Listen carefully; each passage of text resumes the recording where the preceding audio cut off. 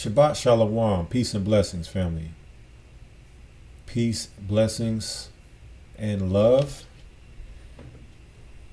here on this Friday evening for G.O.C.C Media. Let's make sure the audio and video are good before we get started. Okay, let's make sure the audio and video are good for you all. Let's make sure if there's any issues with the sound, let me know in the description box the issue, or if there's any issue with the video, let me know the issue. And if everything checks out well, we'll go ahead and get started with the content for tonight's live stream.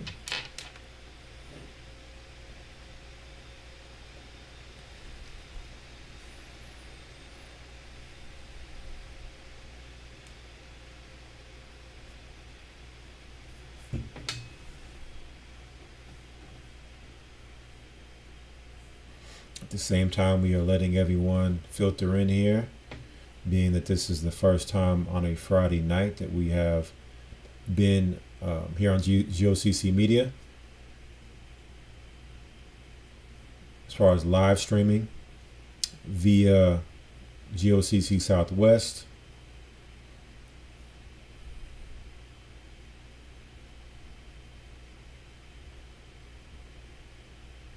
Okay, so it looks like everyone is saying the audio, video is good, no issues. So at any time, just let me know if there's any issues, and I will monitor the chat and address those should they arise. But we should be good. Everything should be good to go. So without further ado, Shabbat Shalom, family. I pray you brothers and sisters out there are doing well this evening. We are doing a live stream tonight here on G.O.C.C Media. I'm your host, brother and Elder Rawchaa. Typically, we do Friday Night Sabbath coming out of Babylon. But however, I felt that we could do some more family-friendly content here on this channel, meaning that we are looking to, definitely have more content here on G.O.C.C Media. And, typically the information we go into on Friday Night Sabbath is not appropriate for this platform per their guidelines, right? So I figured that we could come here every other week that we're not broadcasting for Friday Night Sabbath and do some content in regards to health and fitness.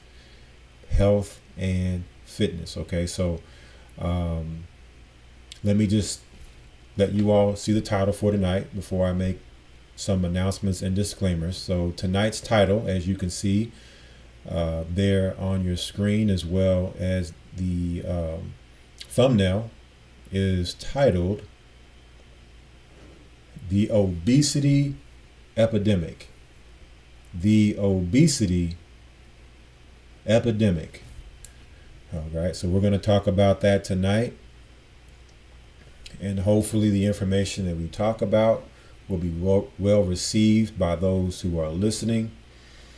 But again, just let everyone know that we are streaming here live on G.O.C.C Media for those who would like to check out the live stream, whether it's through your social media or through messaging. Let everyone know, because of course, this isn't what we typically do. So a lot of people out there might not be aware that we are streaming live right now. But we're only going to do about an hour and a half of information. And, this will be a beginning point of where we want to start when we're talking about things in regards to health and fitness. Okay. Very, very much needed topic of conversation that we need to have, especially in the Black community, especially in the Hispanic community. But before we get started, I want to make a disclaimer, right, that I am not a doctor. I am not a physician, and that when it comes to things in regards to your health, any type of diet program or exercise program, that you consult your physician or your doctor first, just to cover, the guidelines here for this platform, as well as for the Gathering of Christ Church, that we are not doctors, we're not physicians. But however, me personally, and I wanted to share this just, again, for the guidelines for this platform, as well as for the listeners, my credentials when it comes to, health, fitness, and all those things that are related to that I am, as you can see here, a International Sports Sciences Association certified personal trainer. Okay. Certified personal trainer. Also, I am a certified nutritionist through ISSA. Certified nutritionist, as well as a certified fitness coach. All right. So 3 certifications in regards to fitness, nutrition, personal training. Okay.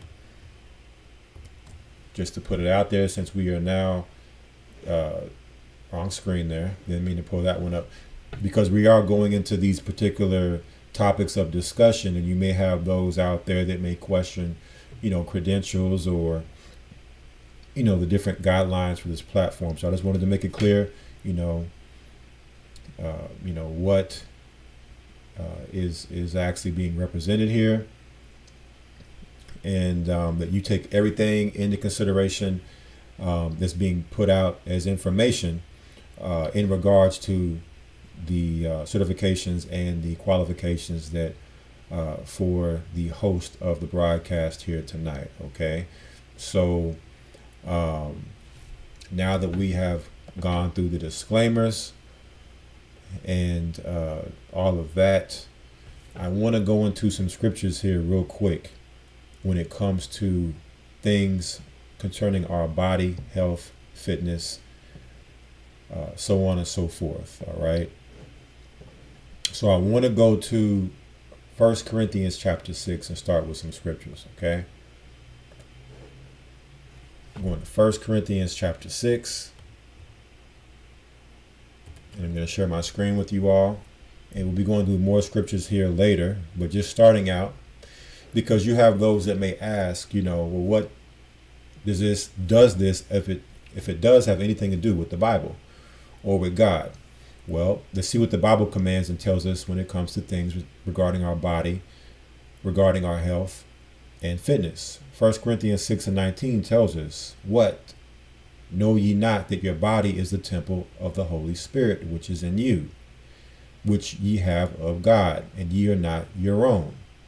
For ye are bought with a price, therefore glorify God in your body and in your spirit, which are God's. All right. So we have a body, which is also considered a temple. And within our body, we have our spirit, our own spirit, as well as the Holy Spirit that can dwell within us. Those of you who are baptized, we receive the gift of the Holy Spirit after baptism, right? But the Holy Spirit is poured out upon all flesh, especially in these end times, right? And so it's important that we are not defiling our temples. Okay, we are not defiling our temples, and we can actually go to 1 Corinthians chapter 3.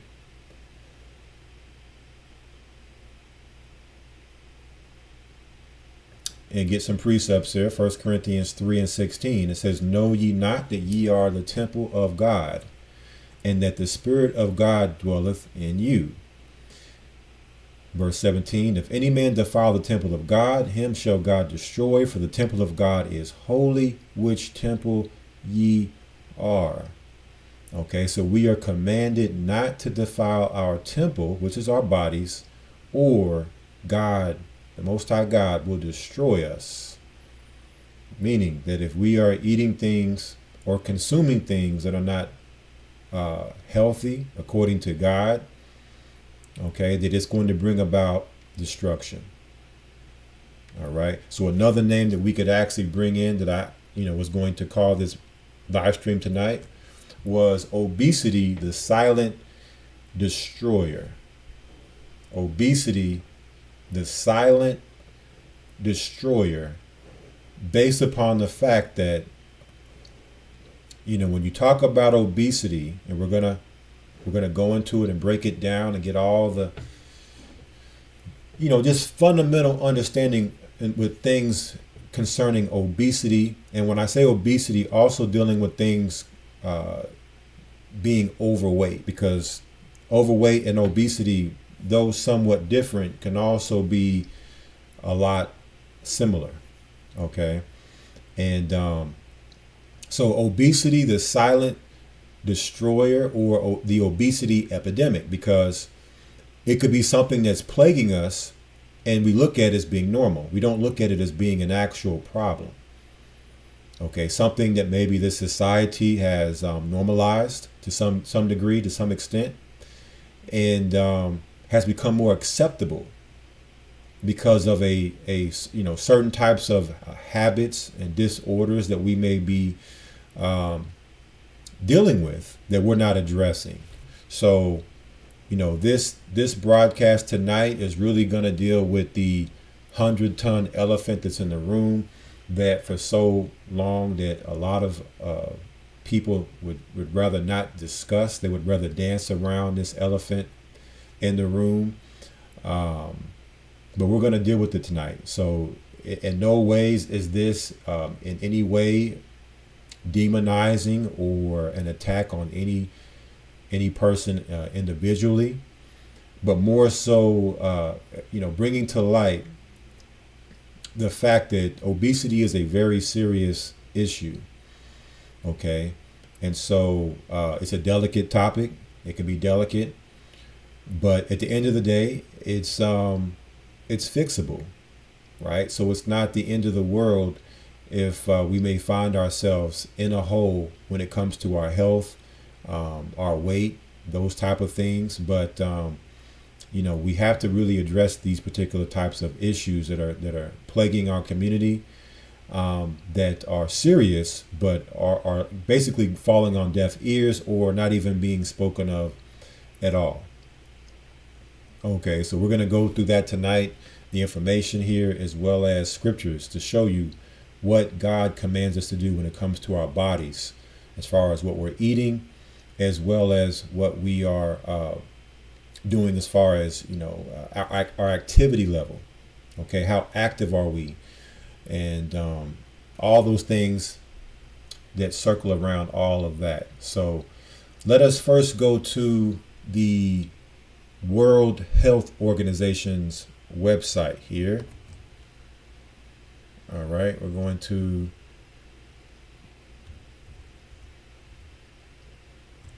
we'll go to the WHO's website here to discuss obesity.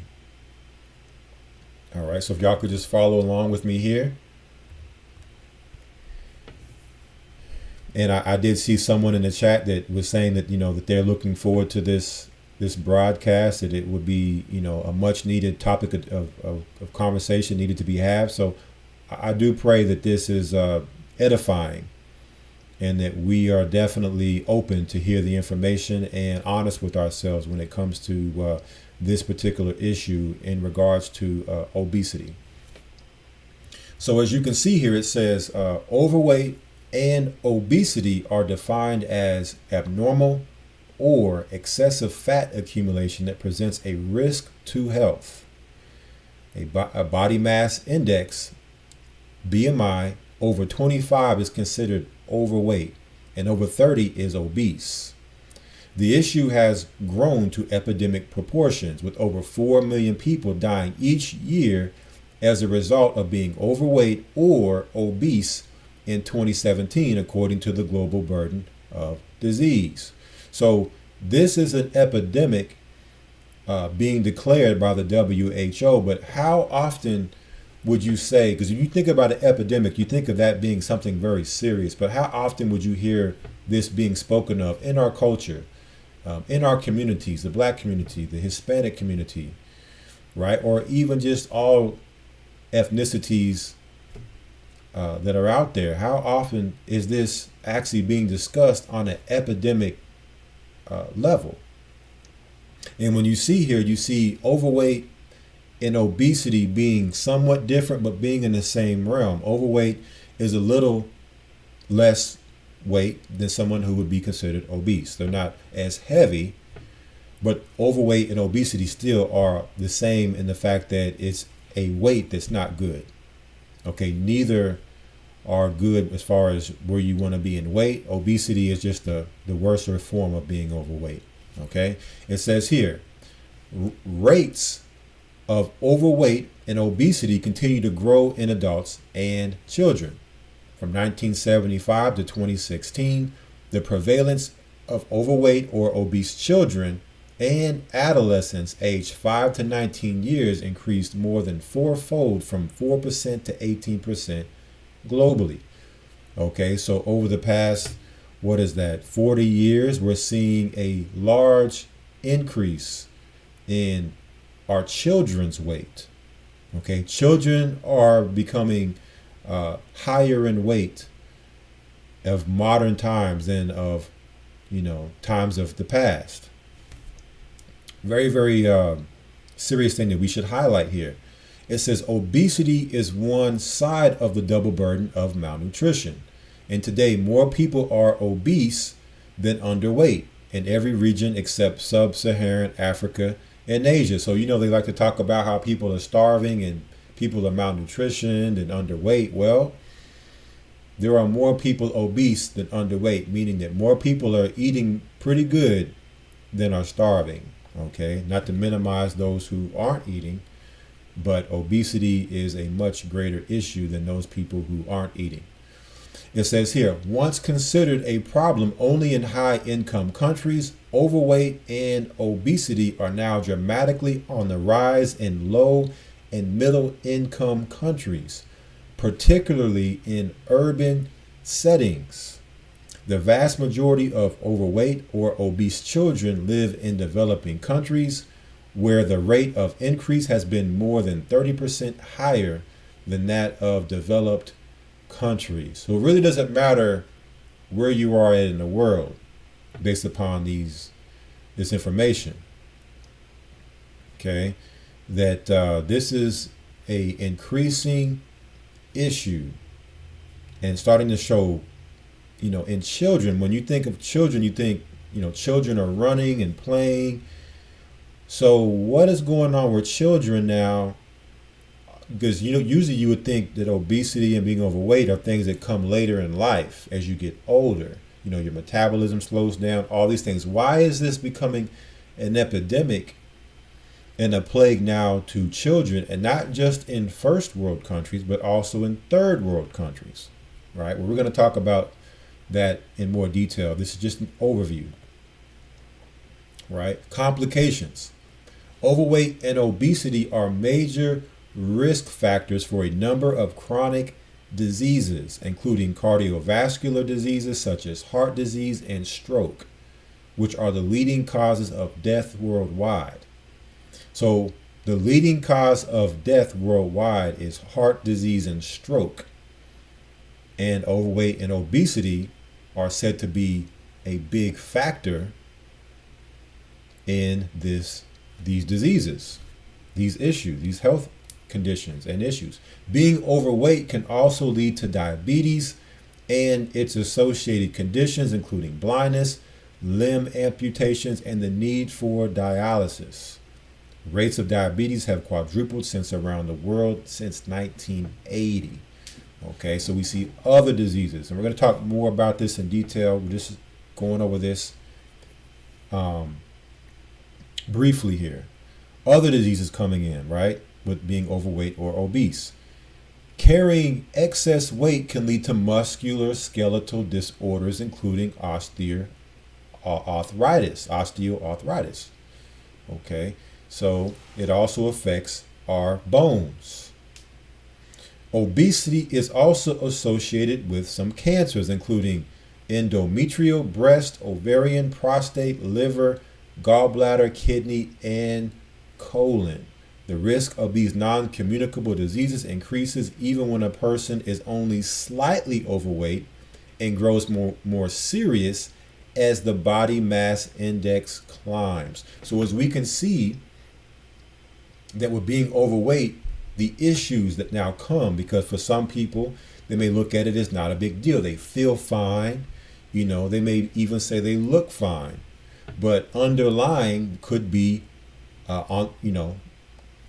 upcoming medical conditions, right?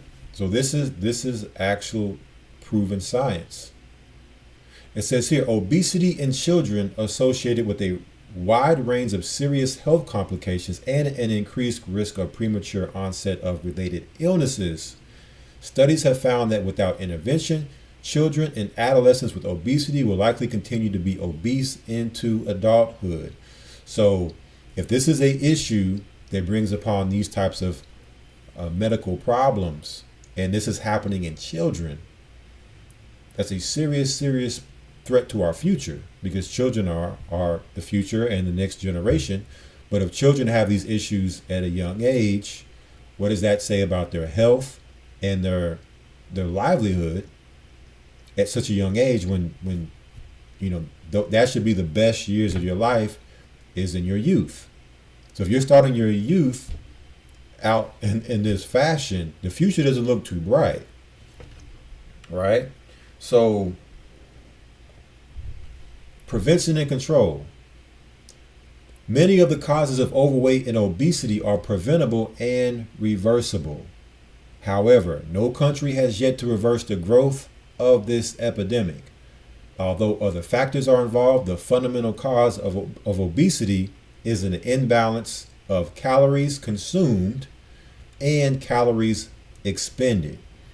Okay, so we're just going through the fundamentals of obesity.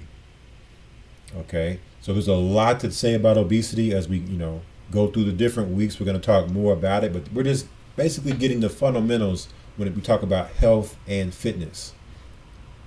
Okay, and the importance of the things that's going to keep us, if we're not obese or overweight, the things that's going to keep us from being obese or overweight.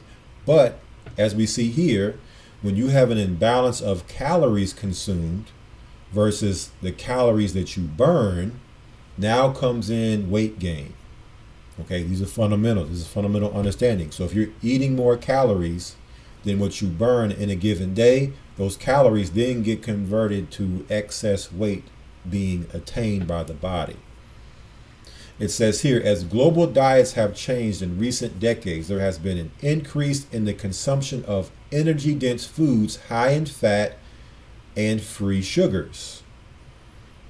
Okay, so now we're starting to see some of the causes that's causing this overweightness and this uptick of obesity in our society. Okay, high energy foods, high in fat, high in sugar. There has also been a decrease in physical activity due to the changing nature of many types of work, more access to transportation, and increased urbanization. So we also have issues when it comes to how we work, right? We're more industrialized now, so we have machines that are doing a lot of work, whereas in the past, maybe more things were being done by hand, more work in the field, manpower, to where now it's machine power, and man is more so just overseeing the machines. More people now are working from home, which means more sitting. You're doing more sitting behind a desk, whereas in the past you'd be doing more work moving around on your feet, so you'd be burning calories all day long, right? More access to transportation, meaning that more cars. If you're not taking a car, you're taking maybe a bus or a train, whereas in past you maybe walked to work or you rode a bike to work. So you were getting your exercise throughout the day just through getting to work or at work. And now we're in a society where everything is becoming more digital, more machine-based, more technology, and increased urbanization, meaning more people coming into the cities.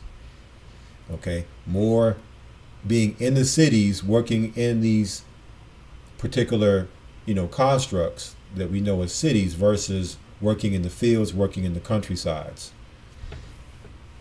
It says here, lowering the risk of overweight and obesity includes reducing the number of calories consumed from fats and sugars, increasing the portion of daily intake of fruit, vegetables, legumes, whole grains, and nuts, and engaging in regular physical activity.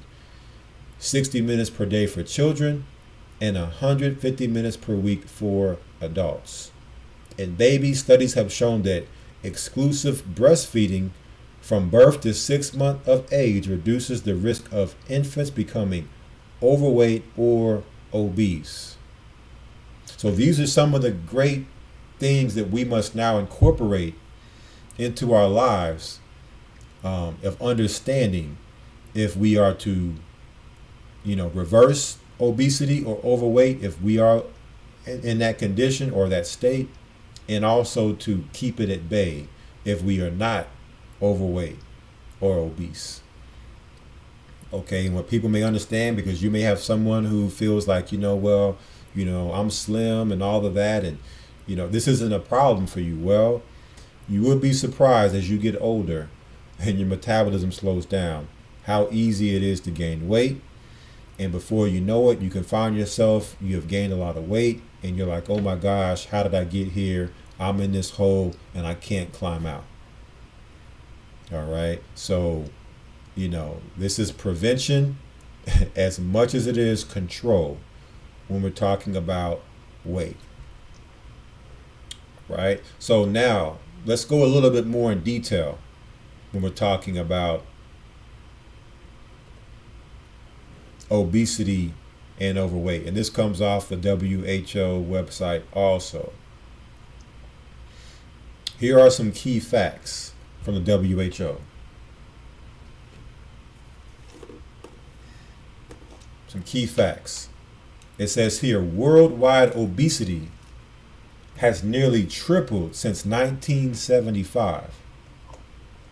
Okay, since 1975, we talked about it. 40 years ago, obesity has nearly tripled. So what is going on now that's different from 1975, right? And it's interesting because when you go back to the late 60s, early 70s, there's been a huge shift in our society, and not just with this particular topic, but a lot of different topics, a lot of social topics of conversation. There's been a huge shift in where we were then and where we are now. Okay. Obesity just being one. It says in 2016, more than 1.9 billion adults 18 years and older are overweight. Of these, over 650 million were obese. Okay. 39% of adults aged 18 years and over were overweight in 2016. So almost 50%. Almost 50%. This was 6 years ago. And the way we're seeing this trending, we know that number's risen since 2016. Who knows what that number is right now? But almost 50% 6 years ago, and 13% were obese. Most of the world's population live in countries where overweight and obesity kills more people than underweight. So we see that this condition has the propensity to kill. 39 million children under the age of 5 were overweight or obese in 2020. Okay, almost 40 million children 2 years ago. Over 340 million children and adolescents aged 5 to 19 were overweight or obese in 2016. Now check this out. Now this is the key thing. And this is what we have to focus on, because we have those people out there that may, say that there's nothing you can do about it. That it is what it is. But that's not true. It says here, obesity is preventable. So it can be prevented.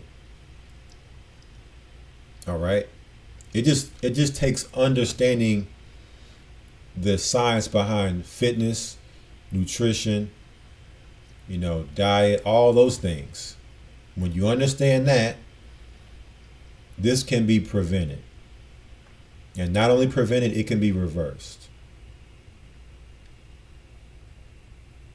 It says here, what are obesity and overweight? Overweight and obesity are defined as abnormal or excessive fat accumulation that may impair health. So not all weight is created equal. You have fat weight and you have lean body mass, or lean weight, or muscle mass. Okay, so a person who is higher in muscle mass may actually, on this particular body mass index formula appear as being overweight, but the body mass index is just a formula. It's not the end all. So what we're looking at here is excess fat accumulation, excess fat body weight. Okay, and there are places that this accumulates. For men, it accumulates around our waistline. Okay, it can accumulate there for women as well. For women, the main place that this accumulates is going to be your hip area. Okay, your behind, also under your arms. When you have the flabby arms. So these are areas where you can see, maybe rows under your arms. These are places where you're going to be able to determine if you have an excessive fat accumulation, which would constitute a sign of a person being overweight or being obese. And again, this can impair your health. Okay.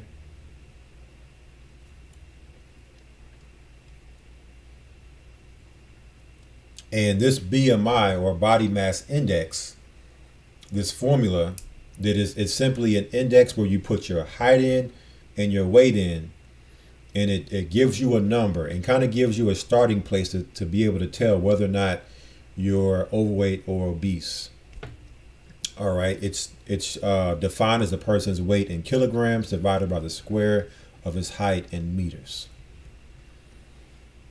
All right, so if you were to use this BMI calculator, if you were a adult, if you were 25 or higher, then you would be considered overweight. If you are 30 or higher, you would be considered obese. And again, this is not an all to end all number. This also depends on your body fat. Okay, what is your body fat percentage? If you have a low body fat percentage and you have a higher level of being toned and muscle and lean muscle mass and all of that, then this number isn't something that you would really consider to be applicable to you. Okay, so it's just a tool. So it has to be put in context. There are a number of factors that you would use to really determine whether or not a person is overweight or obese. Okay, but it is stated to be the most popular, the most useful population level measure of overweight and obesity, as it is the same for both sexes and for all ages of adults. However, it should be considered a rough guide because it may not correspond to the same degree of fatness in different individuals. Okay, so this is just a rough guide. Okay, so for children, age needs to be considered. All right, so you would consider the child's age when it comes to obesity and being overweight. All right, so we're going to skip through some of this here, as we've covered some of this already.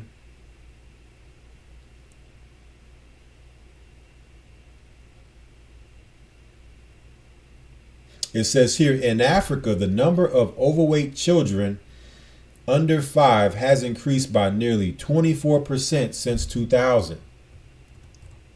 almost half of the children under 5 who were overweight or obese in 2019 lived in Asia.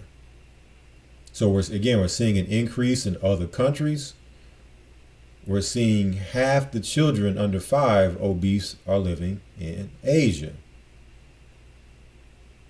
Right?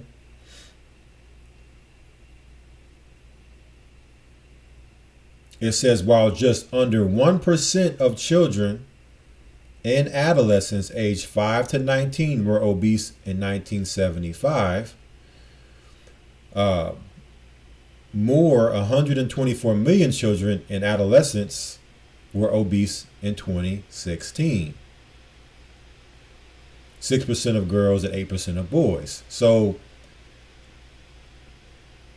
in 1975, you had less than 1% of children and adolescents aged 5 to 19 that were obese.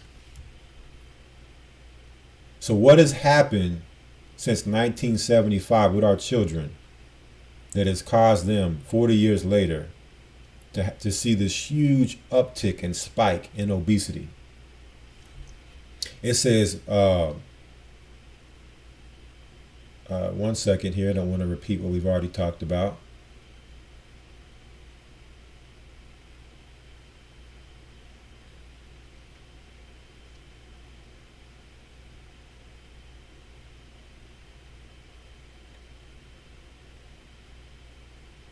It says, so here, and let me show you on my screen here, because we've kind of went over this in the overview. And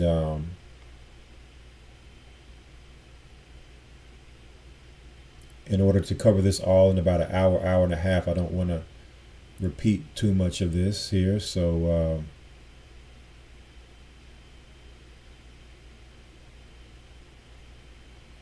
let's deal with how can overweight and obesity be reduced. We're going to talk about this more too, because we're really mainly talking about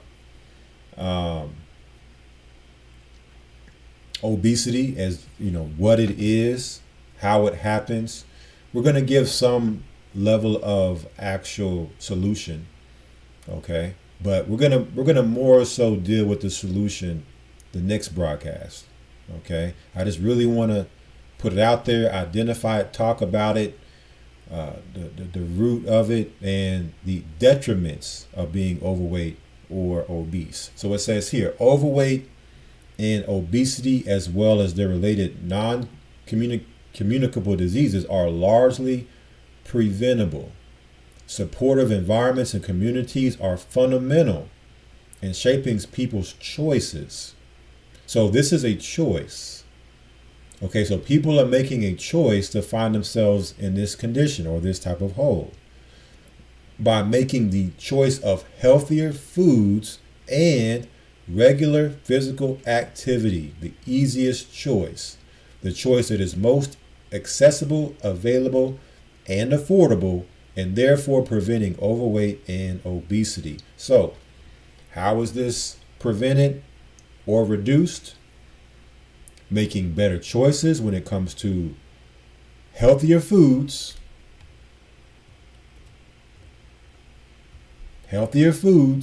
and regular physical activity. So in our society, this is what has changed. This is what has changed. Our eating behavior and our actual physical activity behavior.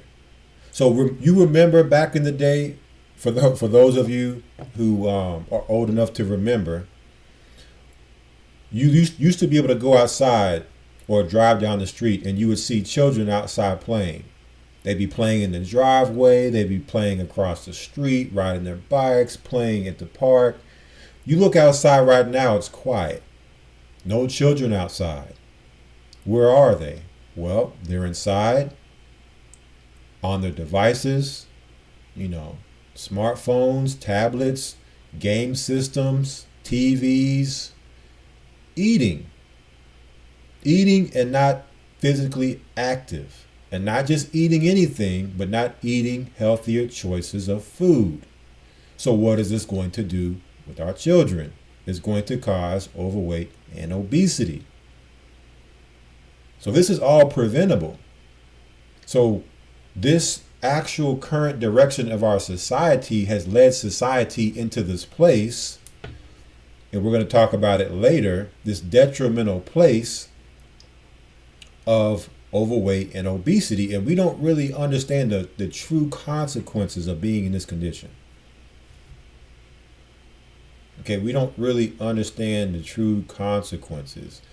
Children, what do children love to eat? Children love to eat sweets, junk food, fast food, unhealthy drinks, sodas, right? And now children don't want to be active anymore. They want to be inside playing video games.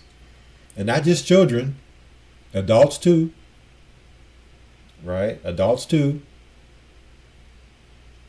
And so this is what is now bringing our society into this state that we don't realize the ramifications and what this actually leads to when it comes to when stuff goes down, right? We're going to be in a really, really bad case.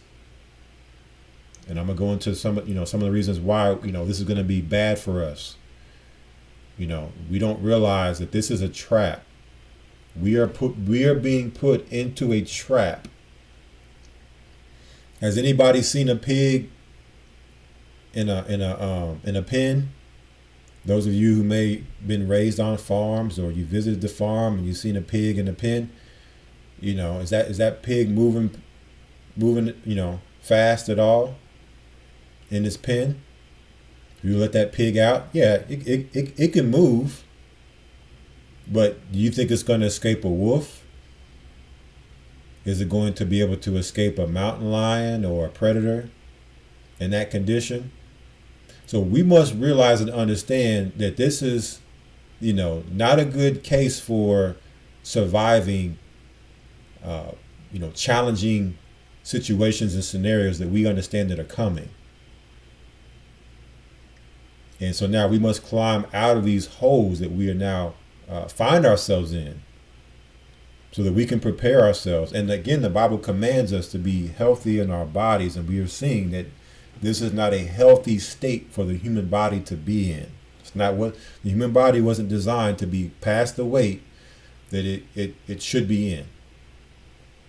Right?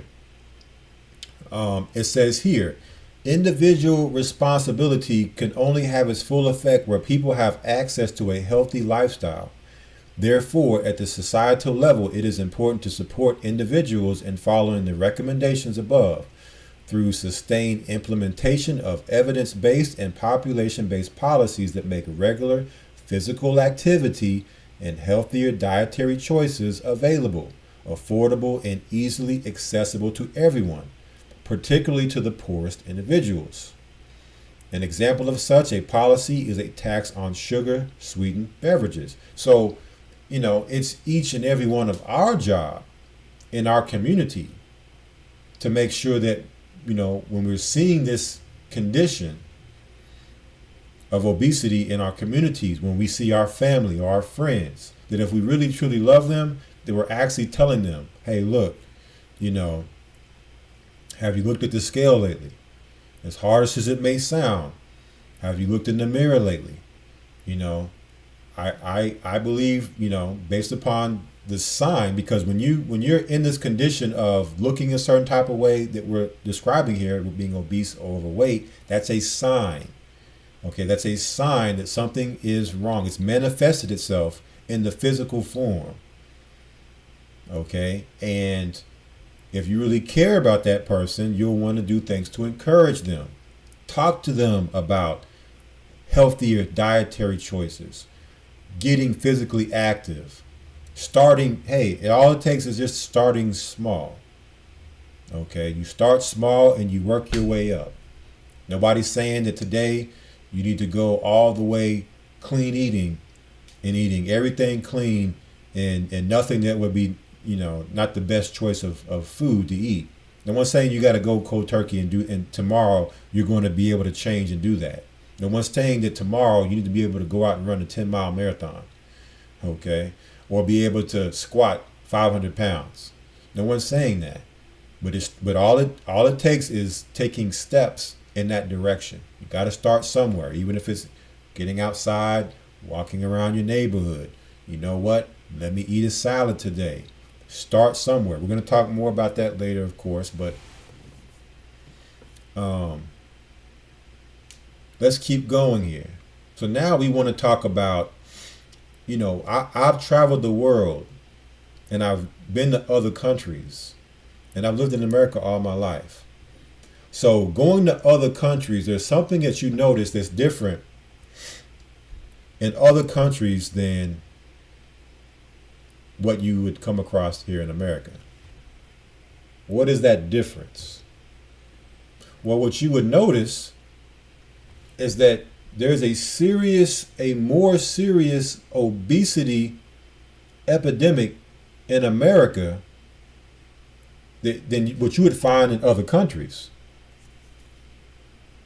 Right? And if anyone else has traveled the world, you can probably recollect or can vouch to what I'm saying here, that when you travel the world, you see slimmer people, okay?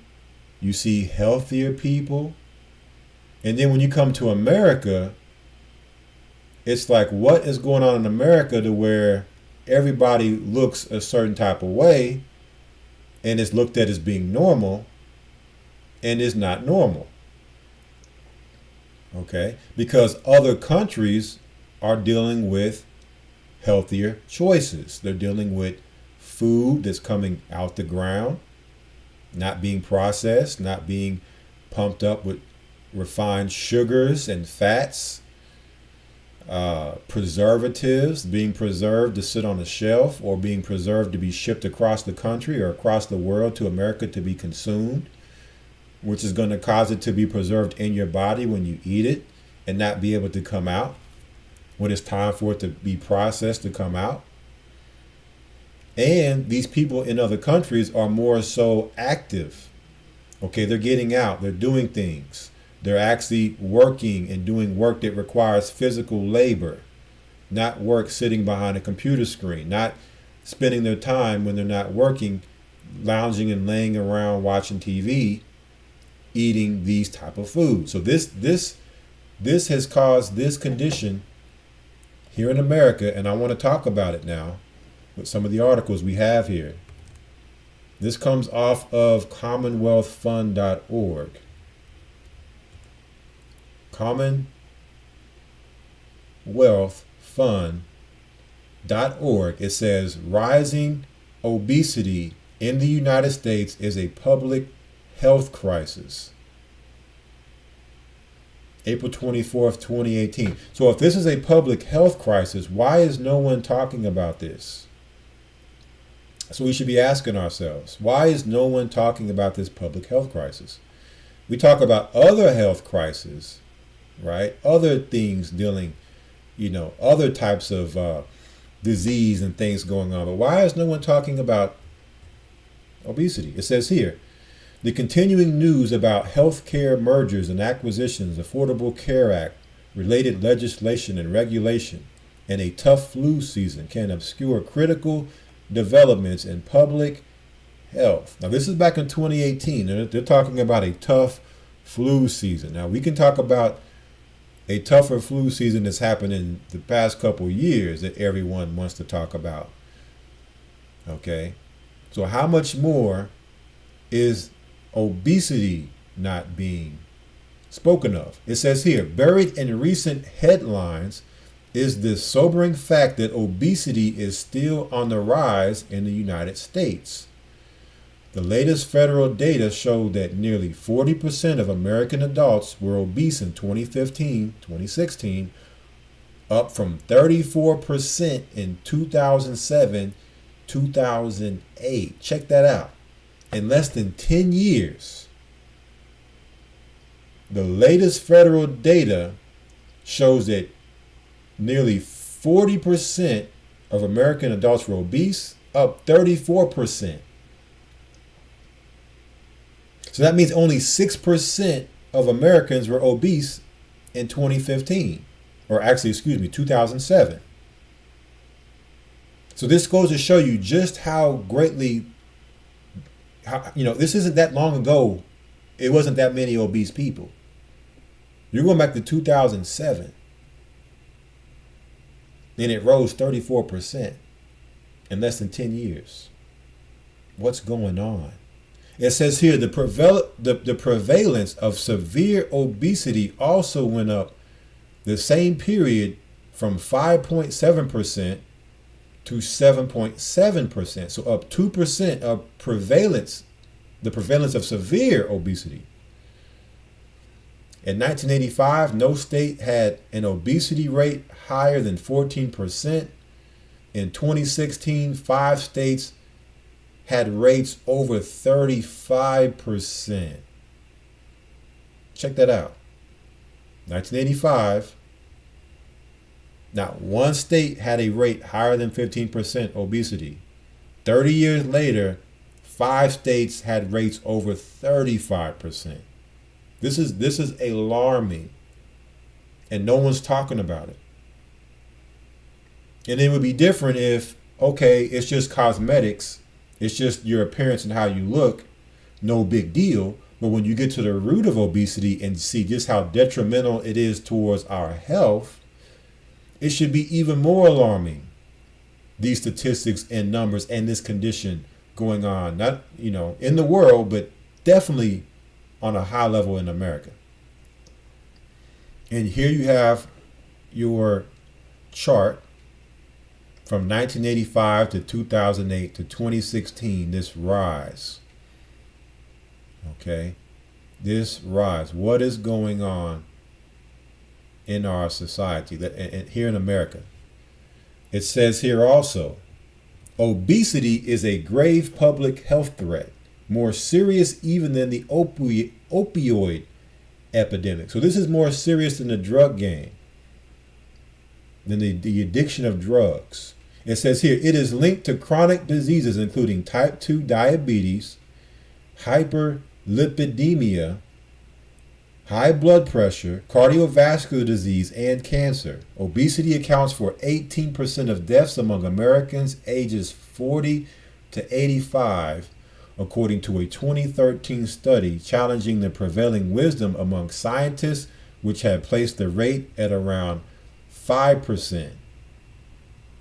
Okay, so this is clear back in 2013. Almost a fifth of all deaths from ages 40 to 85 in America was from obesity. Okay, no one mentions that when you talk about the ways a person can die, or that it's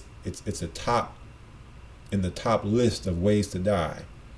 This means obesity is comparable to cigarette smoking as a public health hazard. Smoking kills 1 of 5 Americans and is the leading preventable cause of death in the U.S. And we know how detrimental smoking is, right? They put it on the pack of what it can do to your body if you consume cigarettes. Okay?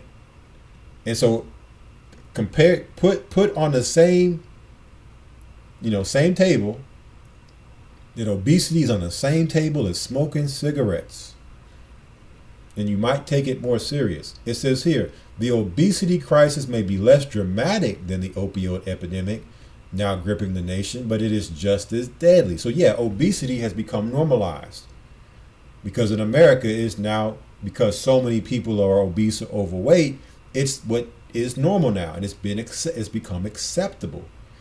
Not only that, but we have social engineering going on. We're going to talk more about the social engineering of all this here in a moment. It says here, opioids accounted for around 2/3 of the 64,000 deaths related to drug overdose in 2016. Excess body weight leading to cancer causes about 7% of cancer-related deaths, or over 40,000 deaths each year. So just with cancer-related deaths dealing with obesity, you're getting 40,000 deaths each year. The obesity is causing cancer and death. This number doesn't include deaths from the many other medical conditions associated with obesity.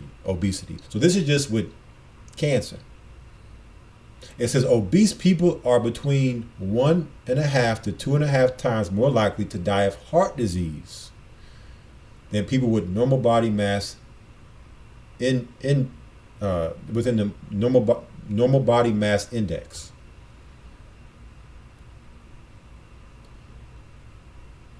There is also substantial economic losses associated with obesity. The medical cost of prevention, diagnosis, and treatment are estimated at $147 billion in 2008.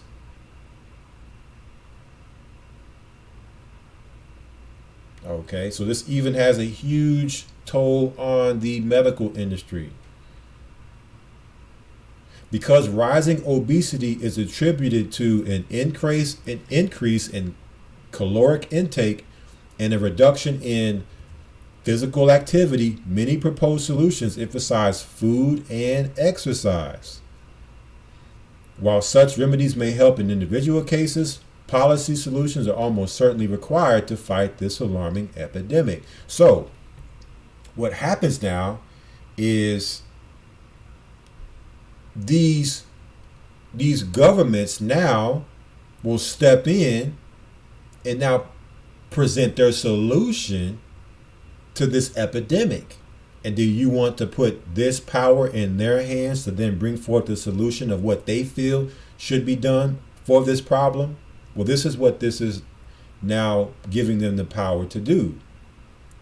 Problem, reaction, solution.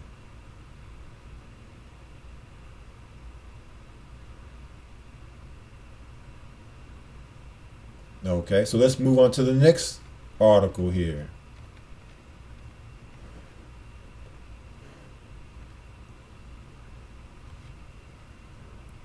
The next article comes off publichealth.org.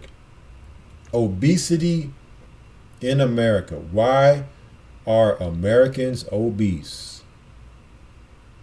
To understand the true size of the American obesity epidemic, we first need to understand what it really means to be overweight. Okay, and we've talked about already what it means to be overweight. It says here, as for what is driving America's chronic weight problem, there are no definite answers. So they're baffled. They don't have solutions on what the problem is and what's causing this. Okay, but it's obvious to those who could just use a little bit of common sense what's causing this problem. It says here, bigger portions. The U.S. Department of Agriculture reports that the average American ate almost 20% more calories in the year 2000 than they did in 1983, thanks in part to a boom in meat consumption. So here it is.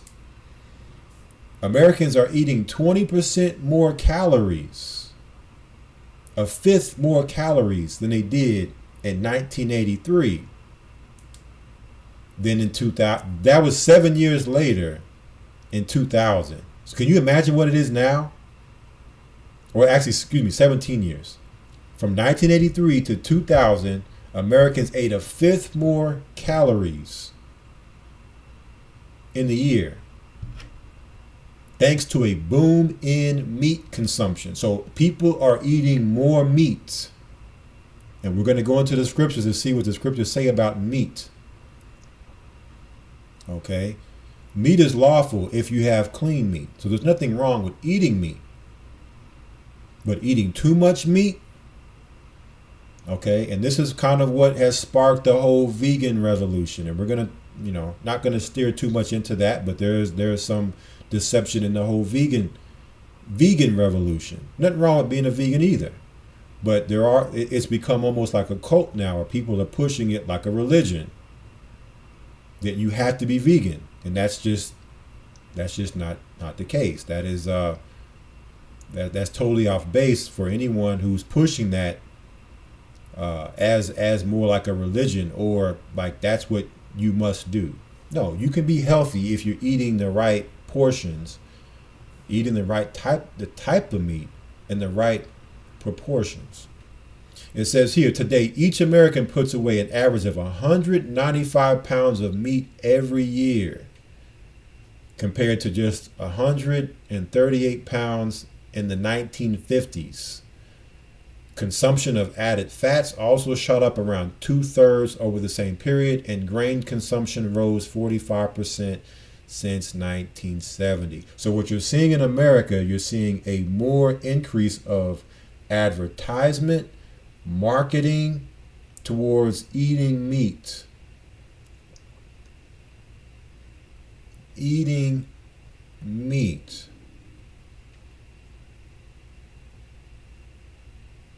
Check this out. Research published by the WHO found that a rise in fast food sales correlated to a rise in body mass index. And Americans are notorious for their fast food consumption. So here it is. You come home from work, you're tired. Okay? You don't feel like getting up to cook and maybe using something that you know, putting together a meal you got from the grocery store, because it takes work to put it together. And a fast food commercial pops up on the TV. Okay? Hey, you can go down the street, get that 5-minute meal, and you don't got to do no cooking or cleaning for the night. Okay? So 10-hour, 12-hour, however taxing that the jobs now have become, and consuming our energy and our mental capacity up to where now it's just easier to run down and get some fast food. Such food makes up about 11% of the average American diet. Okay? So, too much fast food. Another study demonstrates the full effect added sugars from soda and energy drinks are wreaking havoc on American waistlines. Added sugar, energy drinks. So one of the biggest problems, probably even bigger than meat, is sugar. If people understood the toxicity of sugar in the diet. And when I say sugar, I'm talking about stuff that's added or processed into your food. I'm not talking about eating an apple. Okay? I'm talking about sugar that's in your drink that's been added, sugar that's in your food that's been added. It's wreaking havoc on American waistlines. So you're starting to see more sugary foods, more sugary drinks, all geared to your taste buds to get you addicted like a drug, where you can't get enough. And the problem with this is empty calories. These are calories that have no nutrition. There's no nutrients. There's no minerals. That's what our body needs, vitamins and minerals. Well, you're not getting that with sugars, fast foods. So your body is craving more and more and more, and you're not getting it. All you're getting is calories. So it is not just how much we eat, but what we eat.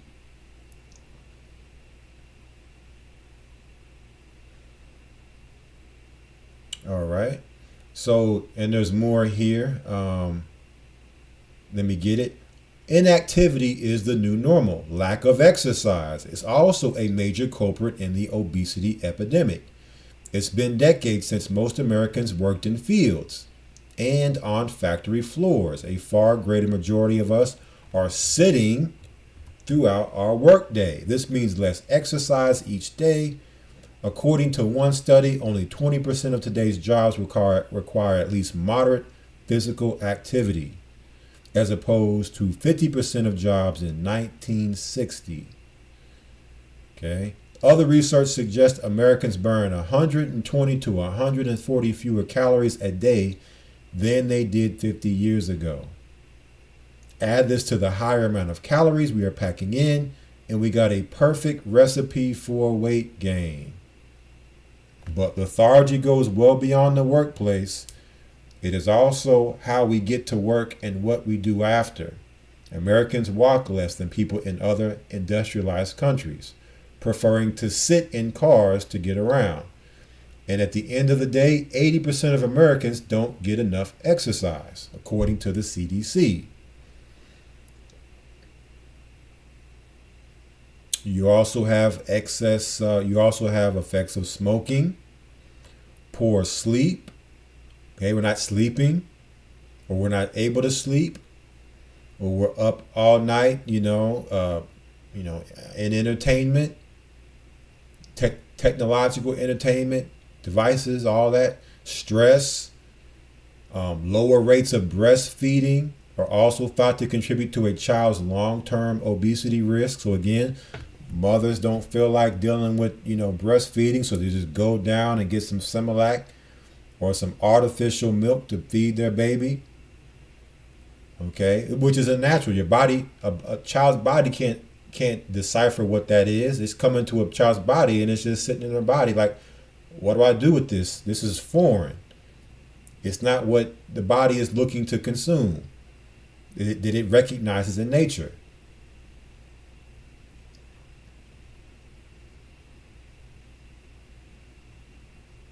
Okay, so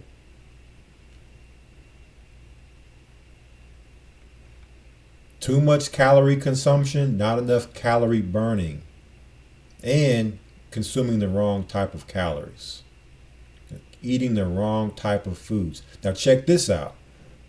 This comes off usnews.com. The pandemic has worsened the U.S. obesity epidemic.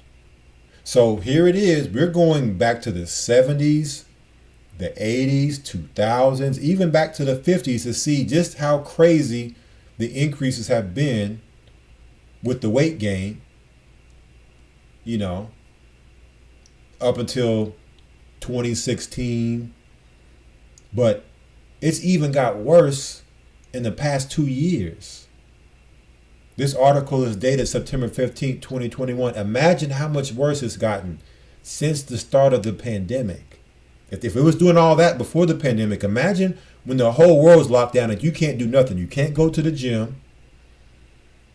Fast food is open, but, farms are closed. Farmers markets are closed. Grocery stores are closed, but you can go get fast food. Okay? And you can't work it out. You can't go to work. You have to work from home. It says here, the flu pandemic, and I'm not going to use that word. Y'all know what that is, has exacerbated the nation's obesity epidemic, according to a new report. In 2020, 16 states had adult obesity rates at or above 35%, up from 12 states the previous year. The changing numbers can be partly tied to the flu pandemic, which changed eating habits. Worsened levels of food insecurity created obstacles to physical activity and heightened stress. That's according to a report from the Trust for America's Health. Since the pandemic began, 42% of adults in the U.S. reported gaining an undesired amount of weight. And how many people can relate to that? Since the pandemic, when I've heard a lot of people say, man, I gained so much weight since the pandemic. Right? According to a Harris poll conducted in February 2021, U.S. adults reported gaining an average of 29 pounds. An average of 30 pounds since the pandemic started. And the thing of it is, when you're gaining, you're not losing. So that number doesn't stop. That number just keeps going up. And because it keeps going up, you don't recognize what's going on with your body until it's too late. A lot of people, it happens so fast. I've talked to people and they're like, man, I don't know how this happened. Because I wasn't like this. It just happened out of nowhere.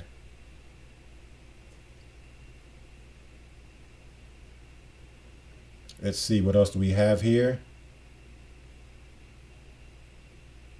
It says adult obesity in the U.S. surpassed 40% for the first time in the U.S. in 2017-2018, according to the CDC, increasing from 30.5% in 1999-2000. So up 10% in less than 20 years. Some states have higher rates of obesity than others. So of course it has the different rates for the different states. So it's only getting, the obesity epidemic is only getting worse, but you don't ever see that on the news, that this is happening, that this is an epidemic and it needs a serious intervention on people's behalf. Not with, anyone else coming in for solutions here. But people need to make a serious intervention in their lives to understand and recognize the state that they're in and what's going on in the grand scheme of where we're headed as a society with everything else considered. And, we talk about the obesity epidemic, and I don't think it's any coincidence that, Elder Rawchaa and the elders, have been on the Wednesday broadcast recently talking a lot about Lizzo, and, the fact of how she's being promoted in the black community, and look to be accepted in her physical state and how she looks as being normal and as being how we should all look. Right? So check this out. And we're going to talk about this more next week on our Friday night broadcast, if it be the Most High's will. Let me pull this up and show you all this.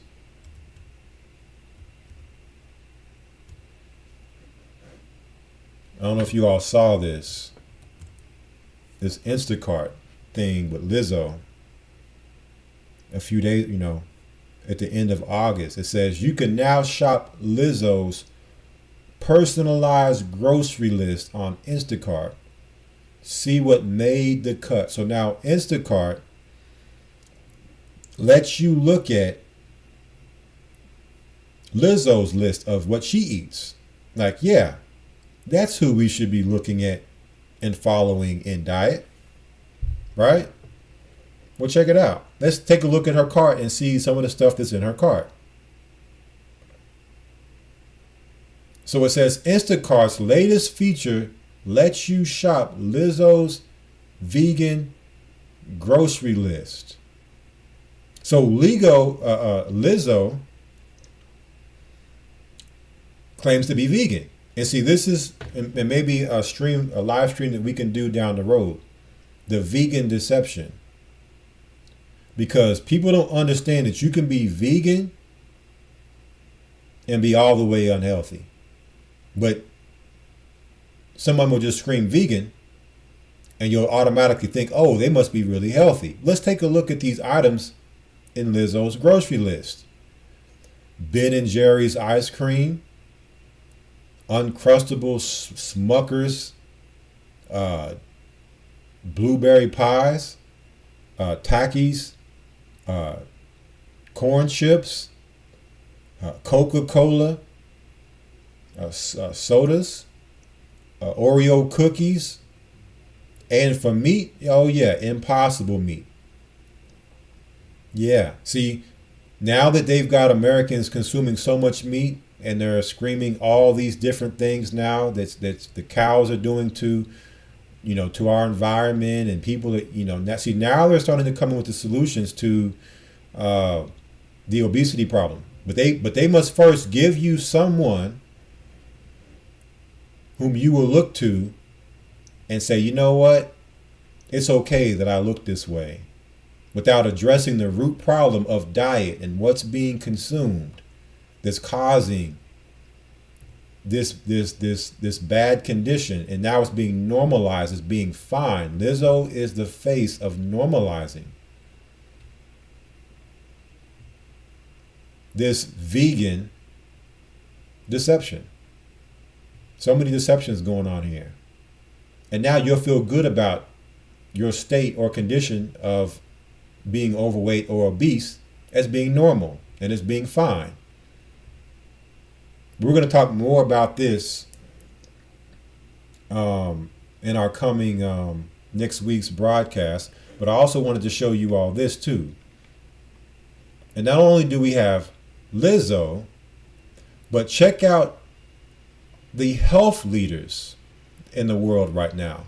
We have the health leader for the USA, we have the health leader for Belgium, and we have the health leader in the UK. So 3 out of the 4 that are being shown here, these are who they're holding up as health leaders of those who are healthy, right? And it wouldn't be but maybe just 10 years ago that these people would get run out of town trying to talk to you about anything in regards to health. All right, these are the images that they're wanting us to see now, so that as we're in these now that the hole's been dug and we're in this condition of obesity and overweight, now when we're seeing our health leaders look the same, and not only our health leaders, but also our idols and who they put up in our community is who we should be like, and you know, the image of representation of what a healthy black woman or a black man should be, right? Now you're comfortable in the hole. You're comfortable in what has been, you know, pretty much proven is an unhealthy state of body. Well, let's move forward. A few more things, because what they also have is their psychology that they use. How many of you all have heard of the body shaming? Oh yeah. See, now whenever you call something like this out in a person because you love them and you want to see them healthy and not prone for disease, now it's called body shaming. And let me make this disclaimer once again, you know, no one should belittle or demean someone because of anything, you know, that their state of, in this case, how they look physically. You know, if a person has found themselves in this condition of being obese or overweight, then we should be more so constructively motivating them, not demeaning or belittling them. All right, so that's the disclaimer. However, if I'm doing that in meekness and coming to this person to point out to them that there's a change that needs to happen for their health's sake, that should not be considered body shaming. So we have to really now ask the question, is body shaming now being used to prevent people from climbing out the hole that they may find themselves in, or to prevent someone from falling into the hole of obesity? So here it is off of helpguide.org.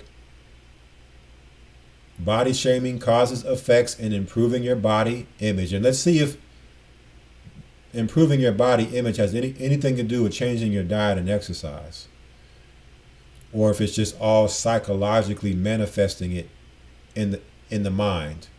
And as long as it's in the mind, it doesn't matter what you look like or what's going on physically.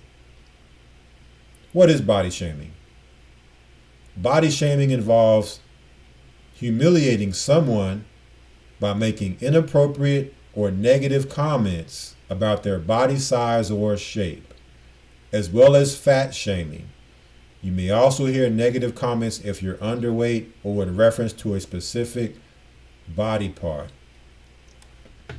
Okay, so now you telling someone that, hey, obesity is a serious health condition, and I want to help you, even if it's just through motivation and prayer and encouragement, to get into a state of healthy weight, it's now body shaming, right? And that's why you see Lizzo here in the image with wearing clothing that says the body. She is the pinnacle of what we should look like physically in our bodies. With the brother on the couch with a whole pizza, watching Lizzo on screen, comfortable in his couch as a couch potato. This is the state that they want our community in. Well, what happens when it becomes all out survival and we're in this condition? Okay, we're going to talk about it more later, but it says here, this type of criticism can be made to others or yourself. You may feel unhappy with your weight or how your body looks and judge yourself harshly. You may even engage in negative self-talk, such as, I feel so fat today, or I need to stop stuffing my face with food. So here it is. They don't want you to actually self-examine yourself in the mirror or to stop. They just want you to change your mindset of how you look. Okay? There's no solution here on, well, let's change the way you look and feel in your body. No. It's all psychological. It says the act of body shaming can be carried out in person or remotely via the internet and social media, and can be done by your parents, siblings, friends, or people you're not even close to. Even in a joking manner, remarks about what you eat or how much food you consume constitutes body shame. See that? So now you can't talk about what someone's eating and tell them that's not healthy. Or, okay, you can have 2 slices of pizza, but a whole pizza? No, you can't say that. That's body shaming. If the person wants to eat the whole pizza, you can't say nothing to them about that. Let them eat the whole pizza. If they want to eat 2 pizzas, let them eat 2 pizzas. Do not say anything, or that's body shaming. It says here, giving something, let you all see this here. This is the social, politically correct, liberal society we live in now. It says giving someone advice about dieting or phrasing weight loss is also considered body shaming, whether intentional or not. So you could come to someone with the best intentions. Hey, you love them. You want to see them at their best and their best health. You're talking about their diet, talking about exercise. That is body shaming, and is a no-no in this liberal society of political correctness and wokeness that we live in right now.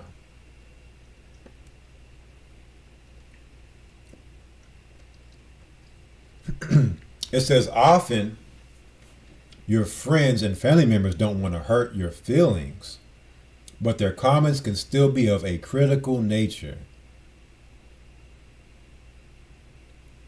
They may not realize the negative effect that questions like, have you lost weight, or do you really need to eat all of that, can have. So see how it now more so panders and coddles the disorder than in all love and meekness looking to help the disorder. So now we have body shaming. You can't do it. You cannot do it. And what does this do? This protects the underlying issue, which we're going to talk about. There is an underlying issue at hand that is causing the condition of obesity or being overweight. And it protects people like Lizzo.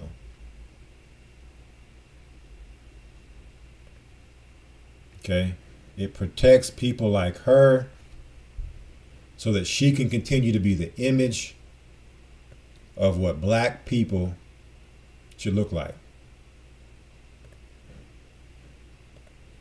Okay, give me one moment here. I'm just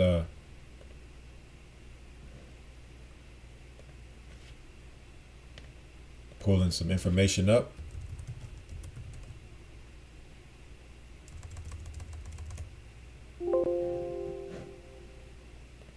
So let's move forward here. So not only do you have body shaming, you also have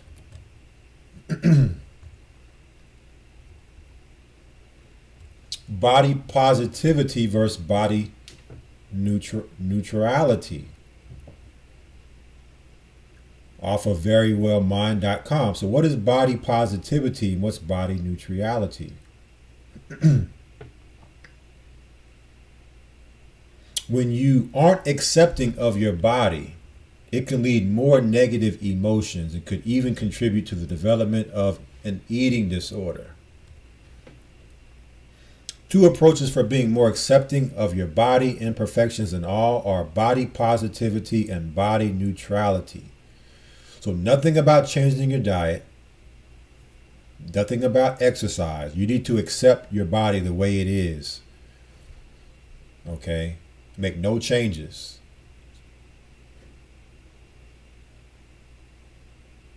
While each has its own value, adopting both practices can help lead to a greater acceptance of your body and what it can do. So it's all psychological here. What is body positivity? Body positivity refers to having a positive view of your physical body, regardless of its shape, size, or other appearance-related attributes. And we're going to talk about it here in a moment. Okay, we're going to test whether or not this psychology is healthy or not. Even though we read that, WHO and others talking about the dangers of obesity, we're going to go into, okay, there's a psychological danger here of what it can do to a person's mind. But there's also a physical danger of being in this state and what it can do. So why not let's address both at the same time versus only targeting the psychology or the psyche and allowing the physical to continue to manifest itself and be what it is. And accept and lie to ourselves and accept the reality that's not the real reality. It's a delusion. It says body positivity involves loving your body for what it is, even if it isn't perfect according to society's standards. Now, there is some truth to that. Okay? There is some truth to loving your body in the way that God made our bodies to be loved. But that's with context, right? That's with context. That's with being at a healthy weight. If you're at a healthy weight and you might still not like certain things about your body, you must love your body in the way that God made you. Okay? But if you're in an unhealthy state of weight, then you should not love something that's not normal or natural, and how a person should look and something that's not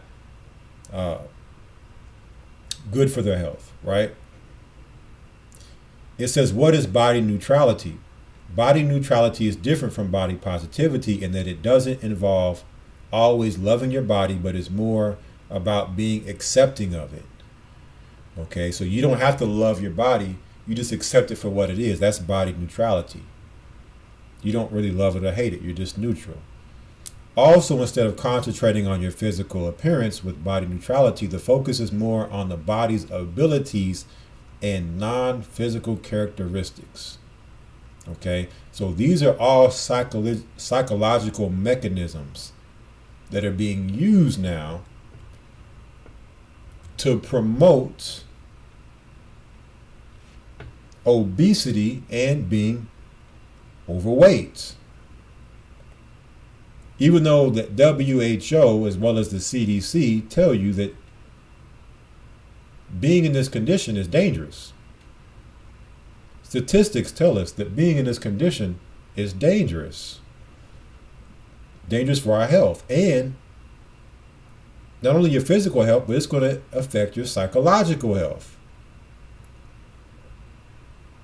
And also what this is doing, because, I wouldn't necessarily say body shaming, but I would say insecurity. This is causing an alarming rate, mainly of women, running down to their plastic surgeon to get all type of surgeries done to their bodies.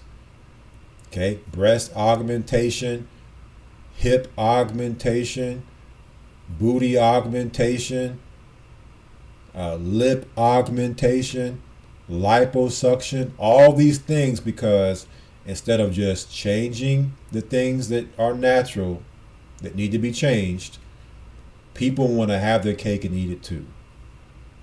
Okay?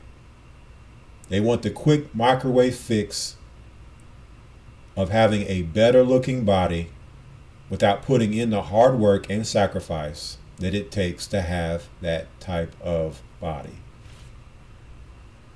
So let's go to the CDC here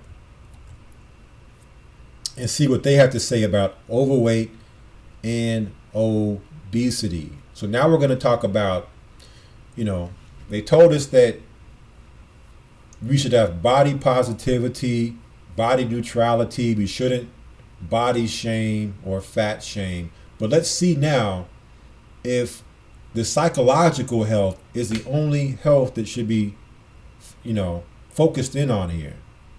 Let's only focus on the psychological part of a person who is in a condition of where they don't like the way they look.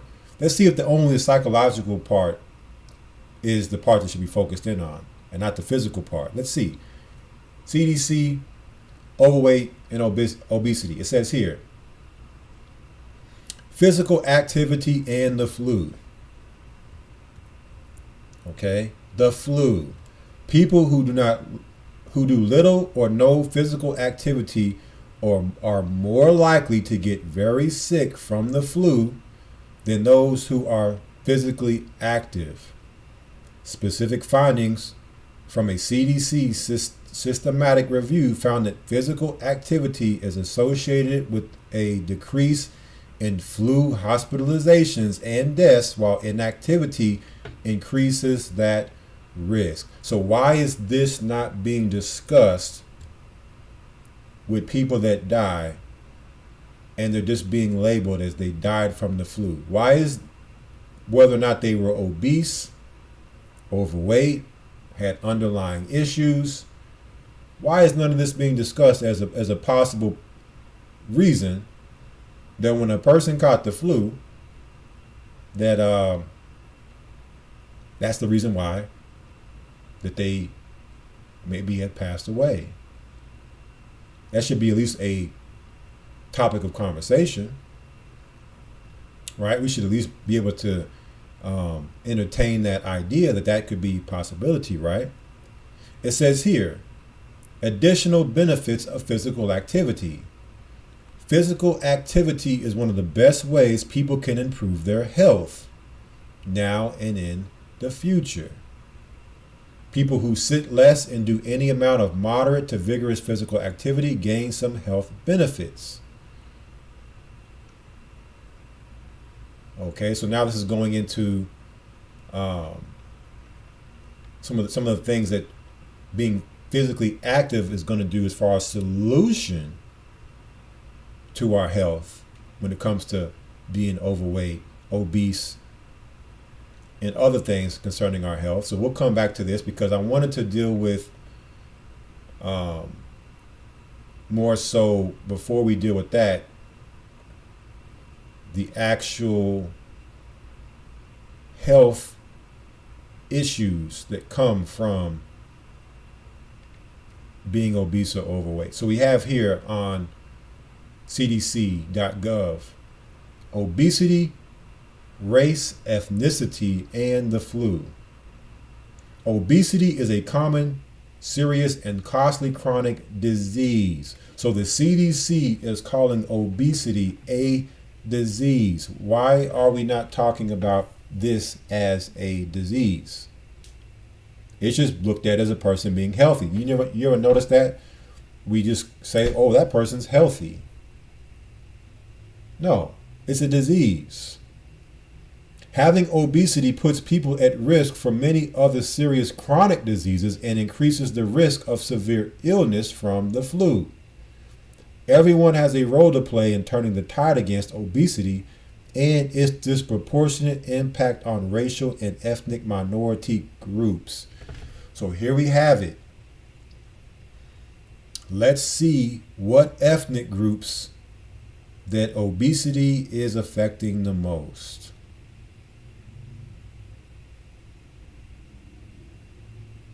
It says, obesity worsens outcomes from the flu.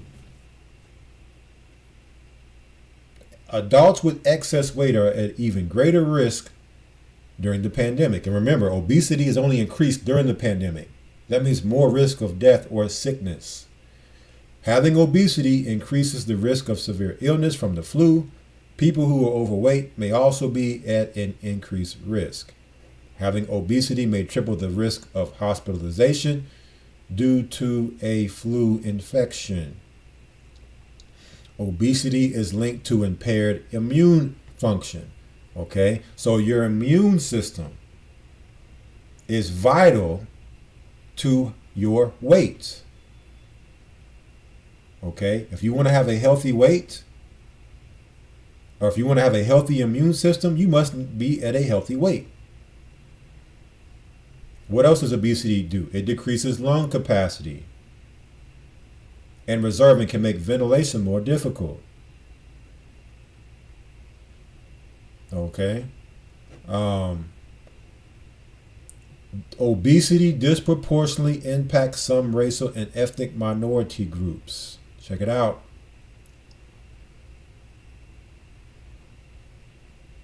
Combined data from 2018 to 2020 show notable racial and ethnic disparities. Non-Hispanic Black adults had the highest prevalence of self-reported obesity, 40.7%. So this disease, this health condition is highest in the Black community, and they want to continue to push it as being normal and push it as being what and how we should look in this liberal, woke, political correct culture. Okay? Not focused on us getting out of this condition. No. It's okay. This is what you should look like, but we're at 40.7%. The highest of all ethnic groups. Is it all starting to make sense now, family? How this attack is always centered at who first? Because with being in this condition, what does this bring about? More disease, more sickness, more death. Right? Which means more medical procedures.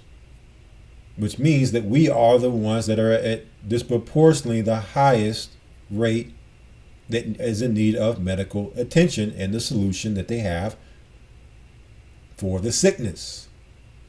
Guess who was second? Followed by Hispanic adults, 35%. So those who we know would make up the 12 tribes of Israel, Black and Hispanics, are at the top of the list of obesity. How did we get here, family? How did we get here to where we're at the top of the list? And now because of that, Hispanic and non-Hispanic Black adults have a higher prevalence of obesity and are more likely to suffer worse outcomes from the flu. Oh yeah, it's all starting to make sense now, right? Why they're promoting this and want us to be in this condition. Because now, because we're suffering from obesity, we're going to have the more higher chances of catching the flu and needing the solution for the flu. See how that works? Let's look at some more things that come from being in this condition for our health and our health's sake. This comes off the National Institute of Diabetes and Digestive and Kidney Diseases. Because it is said that obesity is the root of all disease. Obesity is the root of all disease. Health risk of overweight and obesity. Overweight and obesity may raise your risk for certain health problems and may be linked to certain emotional and social problems. What are some risks of overweight and obesity? Type 2 diabetes. It's a disease that occurs when your blood glucose, also called blood sugar, is too high. About 8 out of 10 people with type 2 diabetes are overweight or have obesity. So 80% of people with diabetes are overweight or obese. Over time, high blood glucose leads to problems such as heart disease, stroke, kidney disease, eye problems, nerve damage, and other health problems.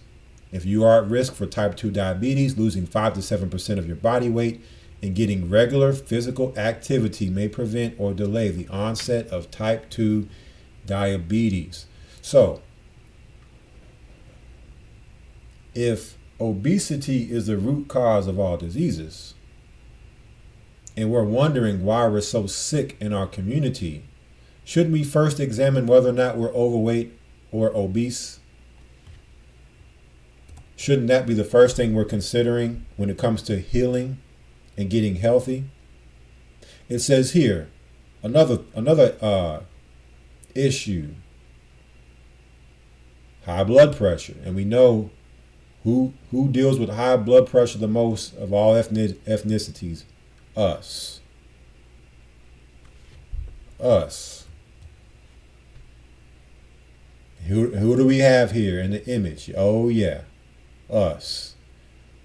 High blood pressure, also called hypertension, is a condition in which blood flows through your blood vessels with a force greater than normal. Okay, the blood is flowing greater than normal for two reasons. For one, your veins are probably clogged up from eating unhealthy. Okay, plaque in your arteries and things like that, which causes a, harder flow of blood circulation.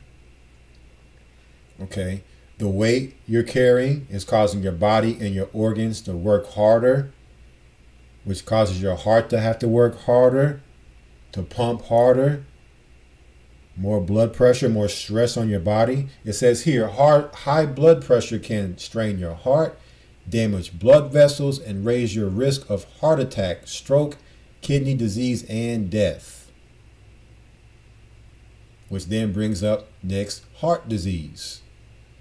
Heart disease is a term used to describe several problems that may affect your heart if you have heart disease. You may have a heart attack, heart failure, sudden cardiac death, angina, or an abnormal heart rhythm. High blood pressure, abnormal levels of blood fats, and high blood glucose levels may raise your risk for heart disease. Blood fats, also called blood lipids, include HDL cholesterol, LDL cholesterol, and triglycerides. Losing 5 to 10% of your body weight may lower your risk factors for developing heart disease. Okay, so again, we must lose the weight if we want to get healthy. If we want to get rid of these health conditions. That's just part of the equation. It doesn't mean that that's the end all is losing weight. But it's definitely going to be a step in the right direction, because by doing that, it's going to include making healthier choices for your life, which in turn is going to manifest itself into health alone. Stroke. Stroke is a condition in which the blood supply to your brain is suddenly cut off. So again, we're talking about blood supply. So when you're overweight, you're dealing with your blood not being able to pump properly because of all the excess accumulation of body fat. So now blood gets cut off to your brain, caused by a blockage or the bursting of a blood vessel in your brain or neck. A stroke can damage brain tissue and make you unable to speak or move parts of your body. High blood pressure is the leading cause of strokes. Sleep apnea. Sleep apnea is a common disorder in which you do not breathe regularly while sleeping. Okay, so things like snoring or irregular breathing while sleeping. And again, this doesn't mean everybody, but this is primarily talking about mainly those who are obese have these issues. You may also stop breathing altogether for short periods of time. So imagine being in your sleeping, and you stop breathing while you sleep from being overweight and obese. This untreated sleep apnea may raise your risk of other health problems such as type 2 diabetes and heart disease. Metabolic syndrome is a group of conditions that puts you at risk for heart disease, diabetes, and stroke. These conditions are high blood pressure, high blood glucose levels, high triglyceride levels in your blood, low levels of HDL cholesterol, which is the good cholesterol, too much fat around your waist. Fatty liver diseases are conditions in which fats build up in your liver. It can lead to severe liver damage, cirrhosis, or even liver failure. Osteoarthritis. It's a common long-lasting health problem that causes pain, swelling, and reduced motion in your joints. So it's going to be hard to exercise or move around if you're overweight or obese. So again, this is why I say it's like digging a hole. Because if exercise is part of the solution and you got too much weight you're carrying to be able to move, how are you going to burn calories now? So now it becomes all diet, trying to lose weight.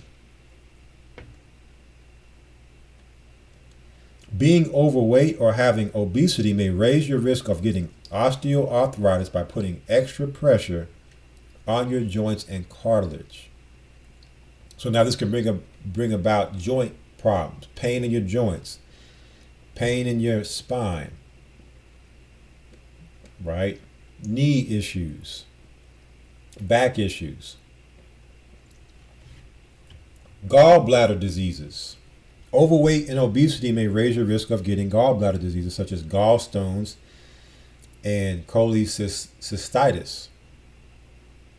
Imbalances in substances that make up bile cause gallstones.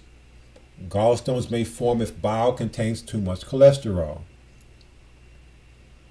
Cancers, some cancers. Cancer is a collection of related diseases.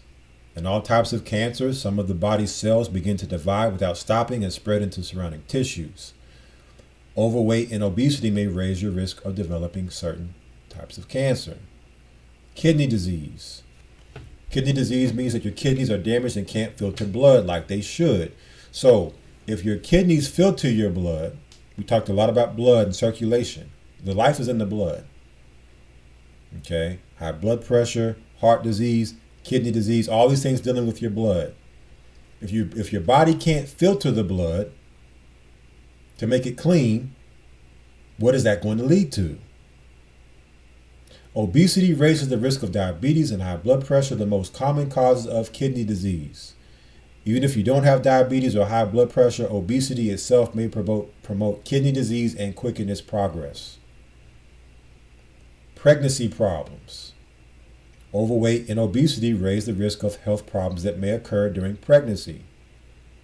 Pregnant women who are overweight or obese may have a greater chance of developing gestational diabetes, having pre-eclampsia, which is high blood pressure during pregnancy, which can cause severe health problems for mother and baby if left untreated, needing a cesarean section, C-section as a result, taking longer to recover after giving birth.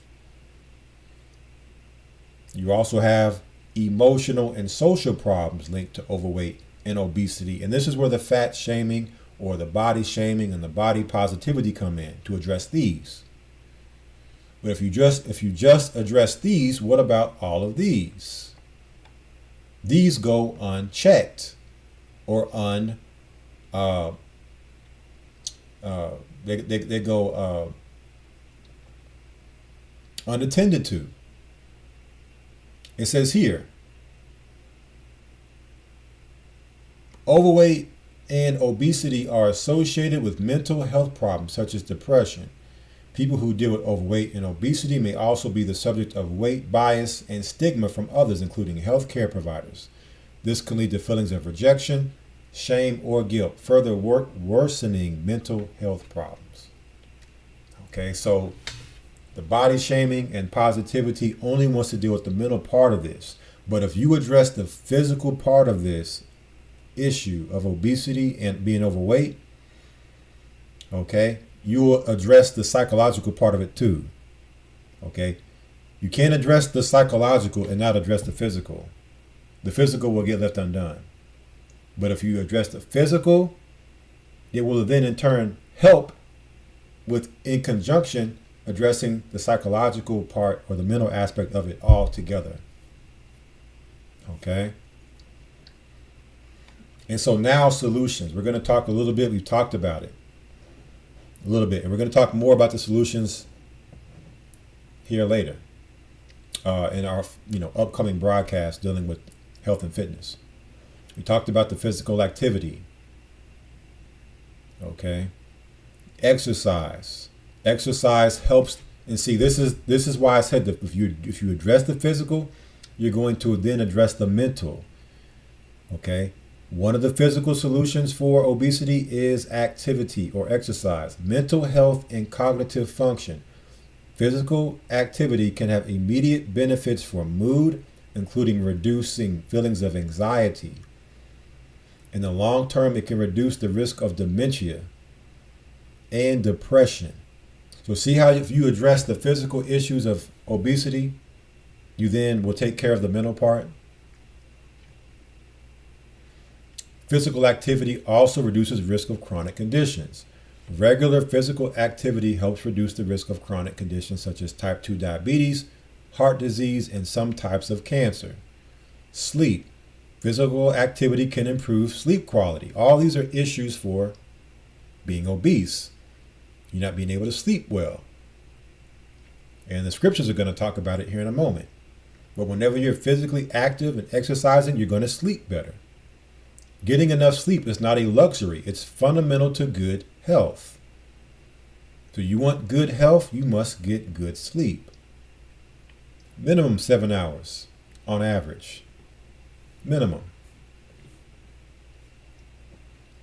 Immune function. Emerging research suggests physical activity may also boost immune function. Another issue of obesity. So you see how doing the solution resolves all of the underlying issues that are caused now? It's very, very simple math and science. It just takes determination, willpower, and effort on our end to make that change. Too few Americans get the recommended amount of physical activity. 1 in 4 adults is inactive, meaning they don't get any physical activity outside of the regular job. Only about 1 in 4 adults and 1 in 6 high school students fully meets physical activity guidelines for aerobic and muscle strengthening activities. So to show you how bad it's gotten with, adolescents, Only 1 in 6 high school students. That's when you should be at your most active, is in high school. You should be in, you're going into your prime. Only 1 in 6 high school students meets physical activity guidelines for aerobic and muscle strengthening activities, and only 1 in 4 adults meet those guidelines. And this physical inactivity costs lives and dollars. Inactivity contributes to 1 in 10 premature deaths. $117 billion in annual healthcare costs. Check this out. If U.S. adults increase their average physical activity participation just 10 minutes per day, over 110,000 lives per year could be saved. Okay, and the other part is diet. Changing our diet along with physical activity is the solution to obesity, both prevention and control or reduction. All right, so now we're going to go into some scriptures real quick, and then next broadcast we're going to go into solutions for obesity, going into more of the more fundamental details of how do we now overcome obesity. So first of all, what is the root of obesity? What is the root? Let's go to some scriptures here. Let's go to some scriptures.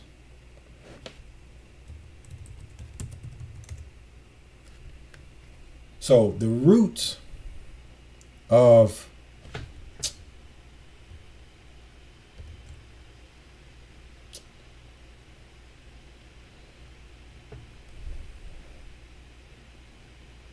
obesity and being overweight. We're going into the book of Enoch.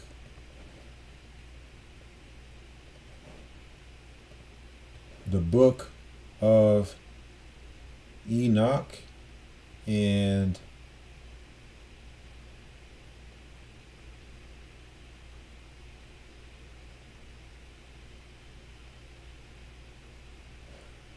we're going into the book of Enoch, chapter 15, and we're going to start at verse 8. Where does obesity stem from?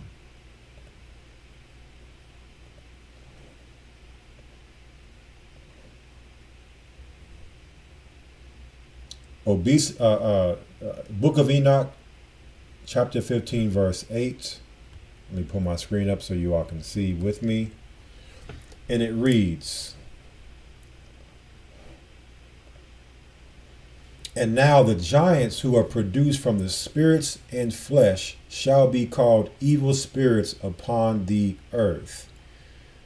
And on the earth shall be their dwelling. Evil spirits have proceeded from their bodies, because they are born from men. And from the holy watchers is their beginning and primal origin.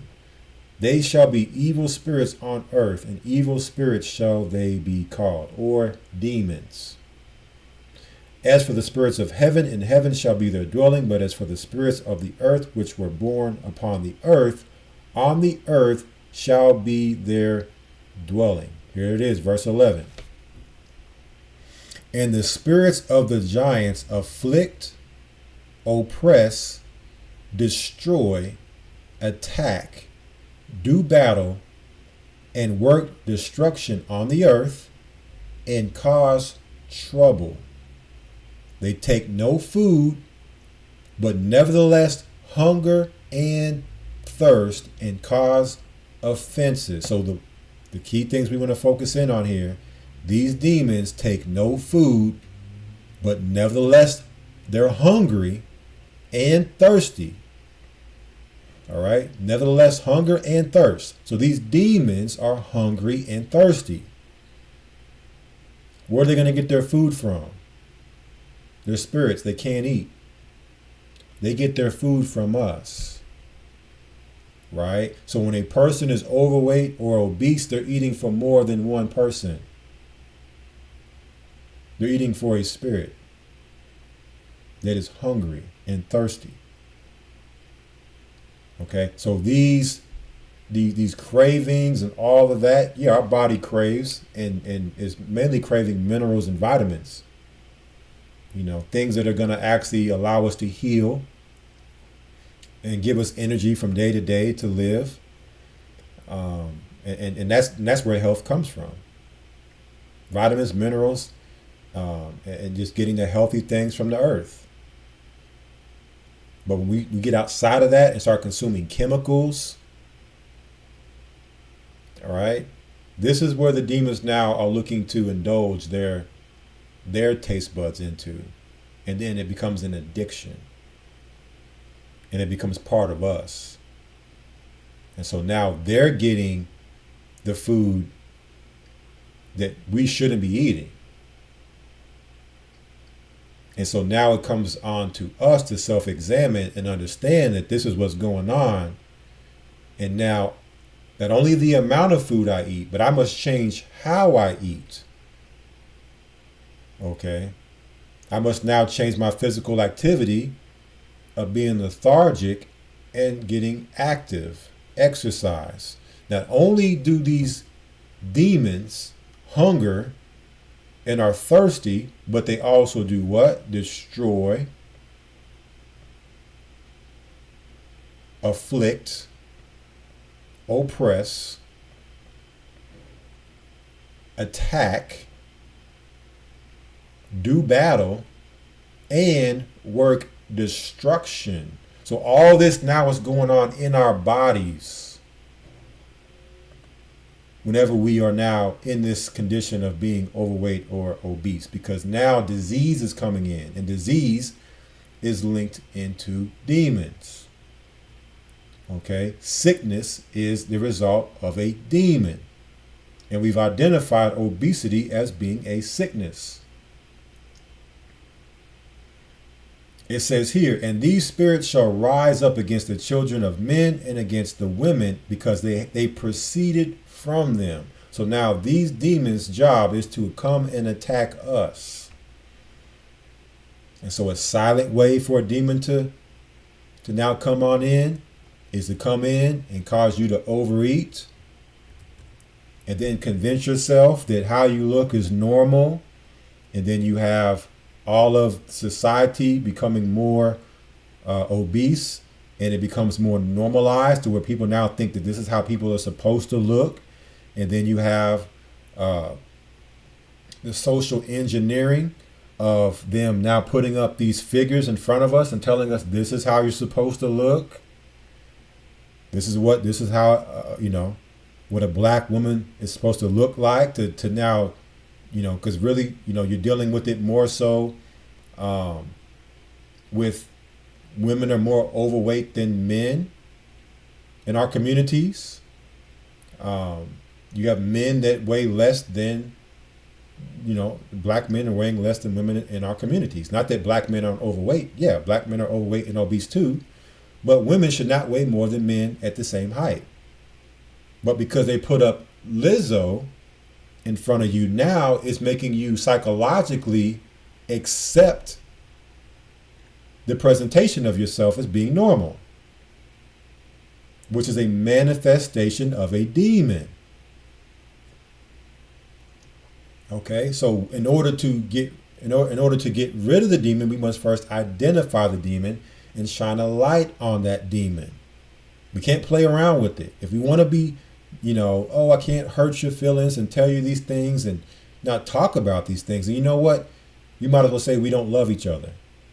You don't love your brother or your sister, because the scripture tells us treat your neighbor as yourself.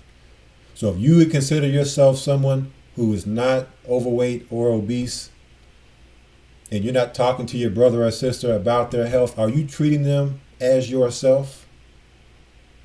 These are honest conversations we must now have with one another, because what's coming and what's about to go down on this earth, we are not going to survive it in this condition. We won't survive it because we won't be physically able to survive it, and we will have an extra person in our luggage bag that we must feed. And when it comes to a famine, okay, you're on a famine with no food, and this extra person needs to eat. What is that going to cause you wrestling in your body? See, that's oppression. That's oppression. And that's the demon's job, is to oppress you in your body.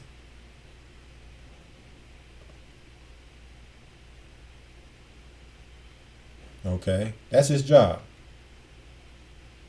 Oppress you in your body. Now, I want to show you an example of what Enoch is showing us. And they show us this in Hollywood, right? Fair use. So when it says that these demons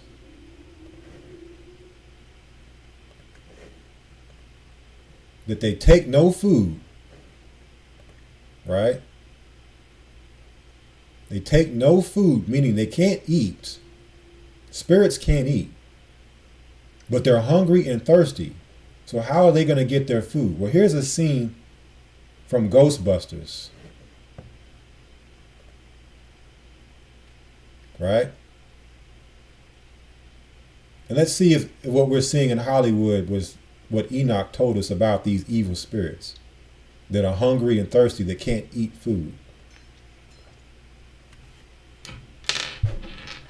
Let me get my earphones on here.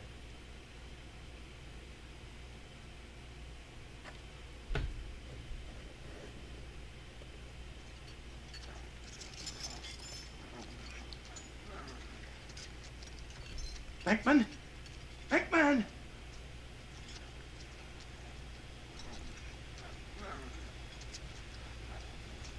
Look at this. This is what they would call a ghost, but it's a demon trying to eat food. And where's the food going? Disgusting blob.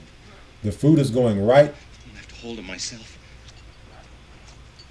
through this demon.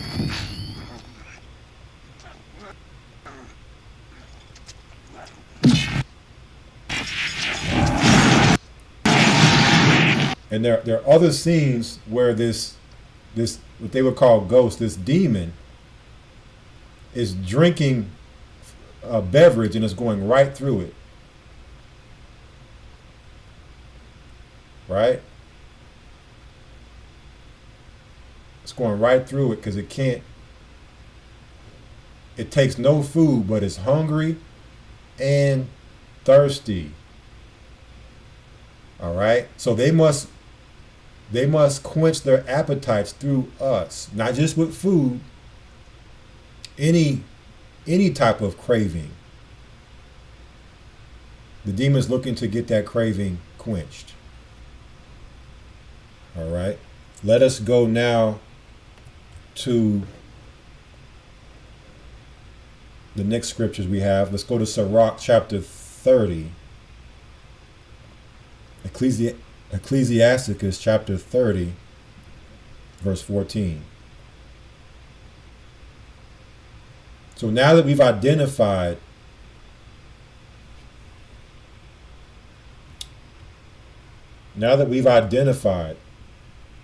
right, the root of the obesity, where it comes from, and it just comes with us being able to have control over making healthy choices. And I'm not saying it's easy, because everything in this society right now is designed and set up for us to make the wrong choice. You work hard all day, don't worry about it. You got fast food waiting for you, and you can just go down there and grab that in 5 minutes and be done. Because it's they'll tell you it's too hard to be in the kitchen and cook, to prepare a fresh cooked meal, a whole meal with no preservatives or little to no preservatives, and then have to clean up afterwards. Okay? And hey, and then your job, you're not doing any physical activity in most cases, so you're not burning any calories through exercise, but you're tired nonetheless. You might just be mentally tired at the end of the day. You don't feel like working out. But there are solutions to all this. But let's understand the scriptures and what the Most High God is commanding us to do when it comes to our health. So we talked about the detriments of obesity. Sirach 30 verse 14 tells us, better is the poor being sound and strong of constitution than a rich man that is afflicted in his body. Because you know why? No matter how much money you have, there's no amount of money that's going to be able to fix your body when it's in a seriously diseased state. Okay? And even if it was, you're being afflicted in your body. And this is what the demons do. They afflict us in our bodies with sickness. It's poor to have no money. It's better to have no money and be poor and be healthy. Because you can't put a dollar amount of value on your health. Verse 15, health in good estate of body are above all gold, a strong body above infinite wealth. So 1 Corinthians 3 and also chapter 6 tell us that we are to glorify our bodies. And we should treat our bodies as if our health is like gold. Because when you're healthy, there's no better feeling than being healthy. But when you're sick or you have a disease, listen, horrible feeling. Verse 16, there is no riches above a sound body and no joy above the joy of the heart. Verse 17, death is better than a bitter life of continual sickness. Death is better than a bitter life or continual sickness. So at some point the body just gives up and you give up the ghost and you die when you're sick because your body can't take no more. All right. So we must now put our health in a serious, on a serious level than maybe what we've been doing with our health. Especially if we are sick already. Verse 25, a cheerful and good heart will have a care of his meat and diet. Meaning, it's important to keep a very good, healthy mental or mentality or psychological state. Being happy. So yeah, when they talk about body positivity and all that, yeah, if you are overweight or obese, yes, be happy and have a good heart and good mind, even though that's the case, but you must make a change to get out of that state. Because when you're depressed or you're feeling oppressed by the demon, this is what you're going to be doing. You're going to run right to the food to feed the demon. Okay? When you're in a oppressed or depressed state of mind, you're going to run to feed this guy. Because he's present and he's looking to eat and he's thirsty.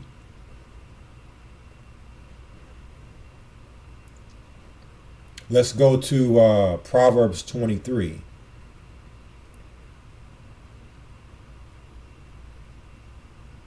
Proverbs chapter 23 and verse 20. It reads, be not among winebibbers, among riotous eaters of flesh. What is a riotous eater of the flesh? That means someone who's uncontrollably eating meat. Nothing wrong with eating animal flesh, but to have no self-control or to be a riotous eater of meat,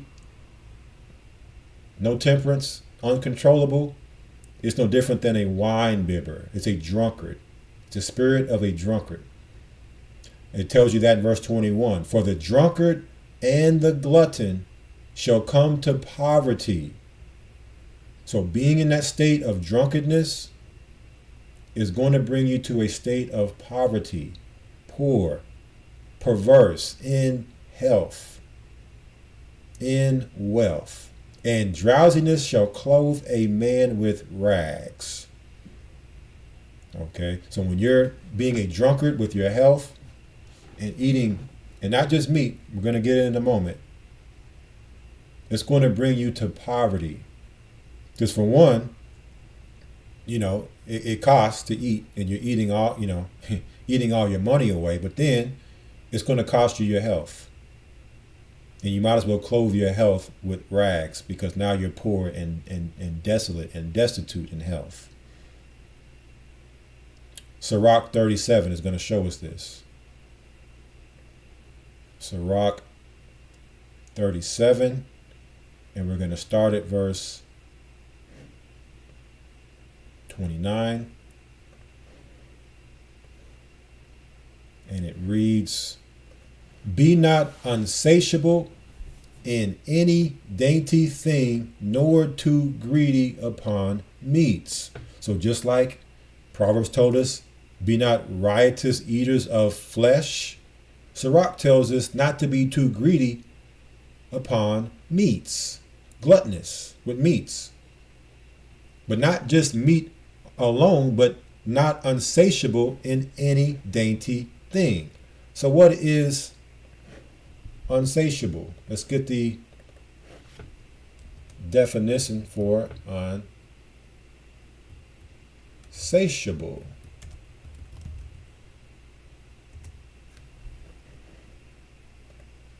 Satiable.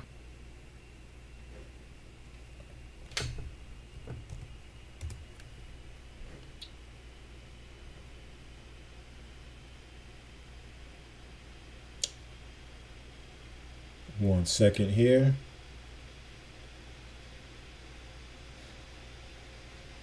Not really giving us a good definition. So one moment.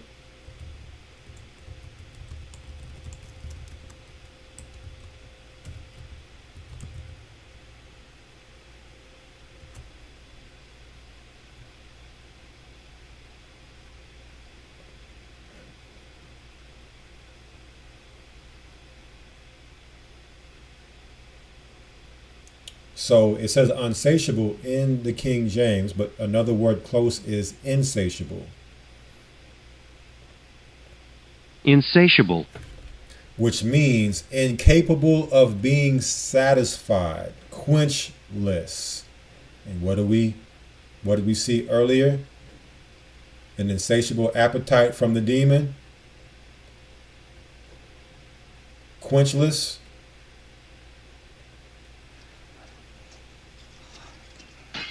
Disgusting blob. Left hold of myself. A disgusting blob. Unsatiable or insatiable. Incapable of being satisfied. And that's what the demon is. They take no food, but nevertheless hunger and thirst. They can never get enough. And now you become one with the demon. So be not unable to be satisfied in any dainty thing, anything you eat, or can actually attain, nor too greedy upon meats. For excess of meats bringeth sickness. Excess of meats bringeth sickness, and surfeiting will turn into choler. So now let's get these words and definitions here real quick. Surfeiting.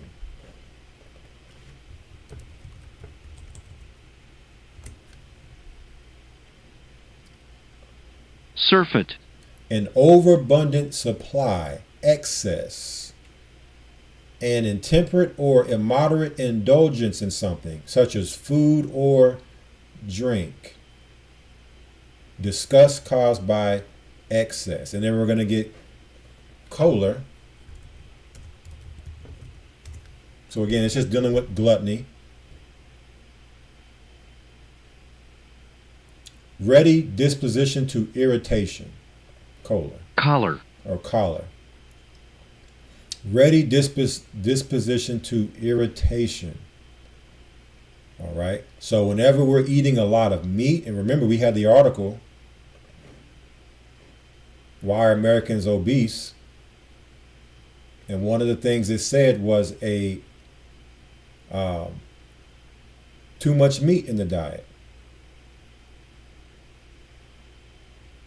Trying to remember where it was here in this article.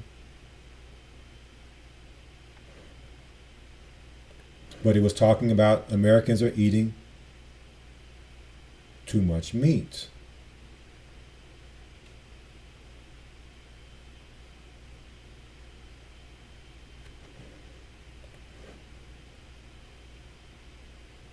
And I'll leave these articles for you all to have after the broadcast so that you can have these as your references. But in one of these articles, it was talking about a big reason for the obesity in America was too much meat, excess meats. And the scripture told us that with excess meats bringeth sickness, and overindulgence will turn into irritation. So now you become irritable and you can't figure out why you're sick, why you're irritated, why you're frustrated. Verse 31. By surfeiting have many perished. All right. But he that taketh heed prolongeth his life. So if we just learn to take heed and get some self-control and eat with some sense, put some limits on what we eat, how we eat, making sure we're eating the right things, we're going to prolong our life. And we're going to go now to Sirach 31, starting at verse 19. So the scriptures warn us about all of this. And we're seeing it manifest itself by not being obedient to scripture. We're seeing it manifest in our society, primarily in the black community. This major epidemic of obesity.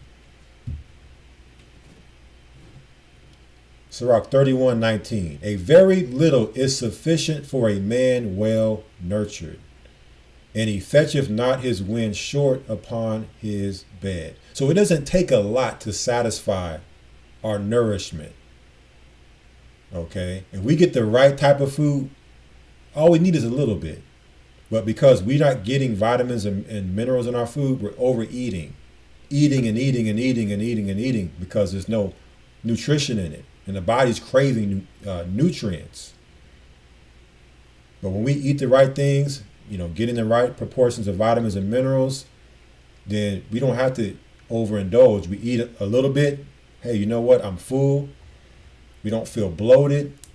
We don't feel stuffed, because when we get to that point, then what happens? Verse 20, sound sleep cometh of moderate eating. So now, again, remember obesity, a big problem with obesity was not getting proper sleep. See how it all works together?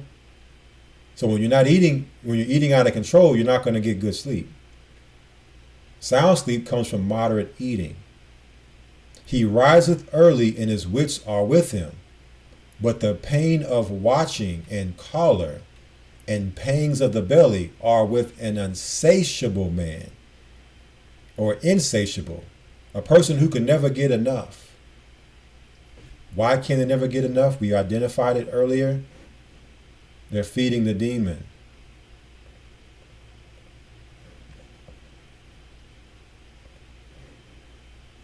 All right. It says here, if thou hast been forced to eat, arise, go forth, vomit, and thou shalt have rest. Have you ever ate so much food, you're so bloated and you're so stuffed, and you're like, man, I ate too much. I feel like I want to vomit. I feel like I want to throw up. That's not healthy. That's not how we should be eating. We should be eating just enough to satisfy the hunger and be okay. And be on to the next meal or snack 2 or 3 hours down the road. Eating more smaller meals, more healthier meals, and a higher frequency is going to cause us to burn more calories. It's going to allow us to now be in a caloric deficit. So now we're burning fat instead of storing fat away with excess of calories. Okay, so it's all here in the scriptures, and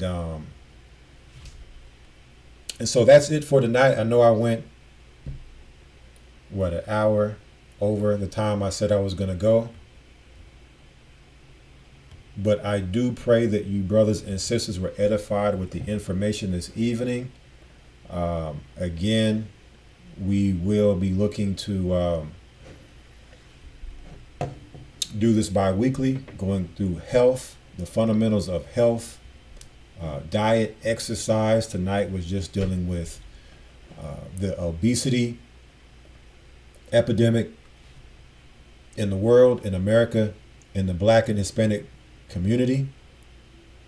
Next broadcast, if it be the Most High's will, we'll go through solutions, the more detailed solution and fundamentals of how do we prevent obesity and how do we reduce the obesity.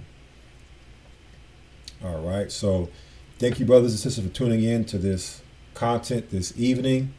I pray you all have a blessed Sabbath and weekend. Until then, now's the time. Start self-examining, seeing where we are with our diet, our health, how we look in the mirror when it comes to our weight. Start making the changes, even if it's just mentally making those changes to prepare ourselves to then begin to start making the physical changes. Oh, let me get one last scripture before I let you all go. I forgot about this one. 2nd Esdras 16.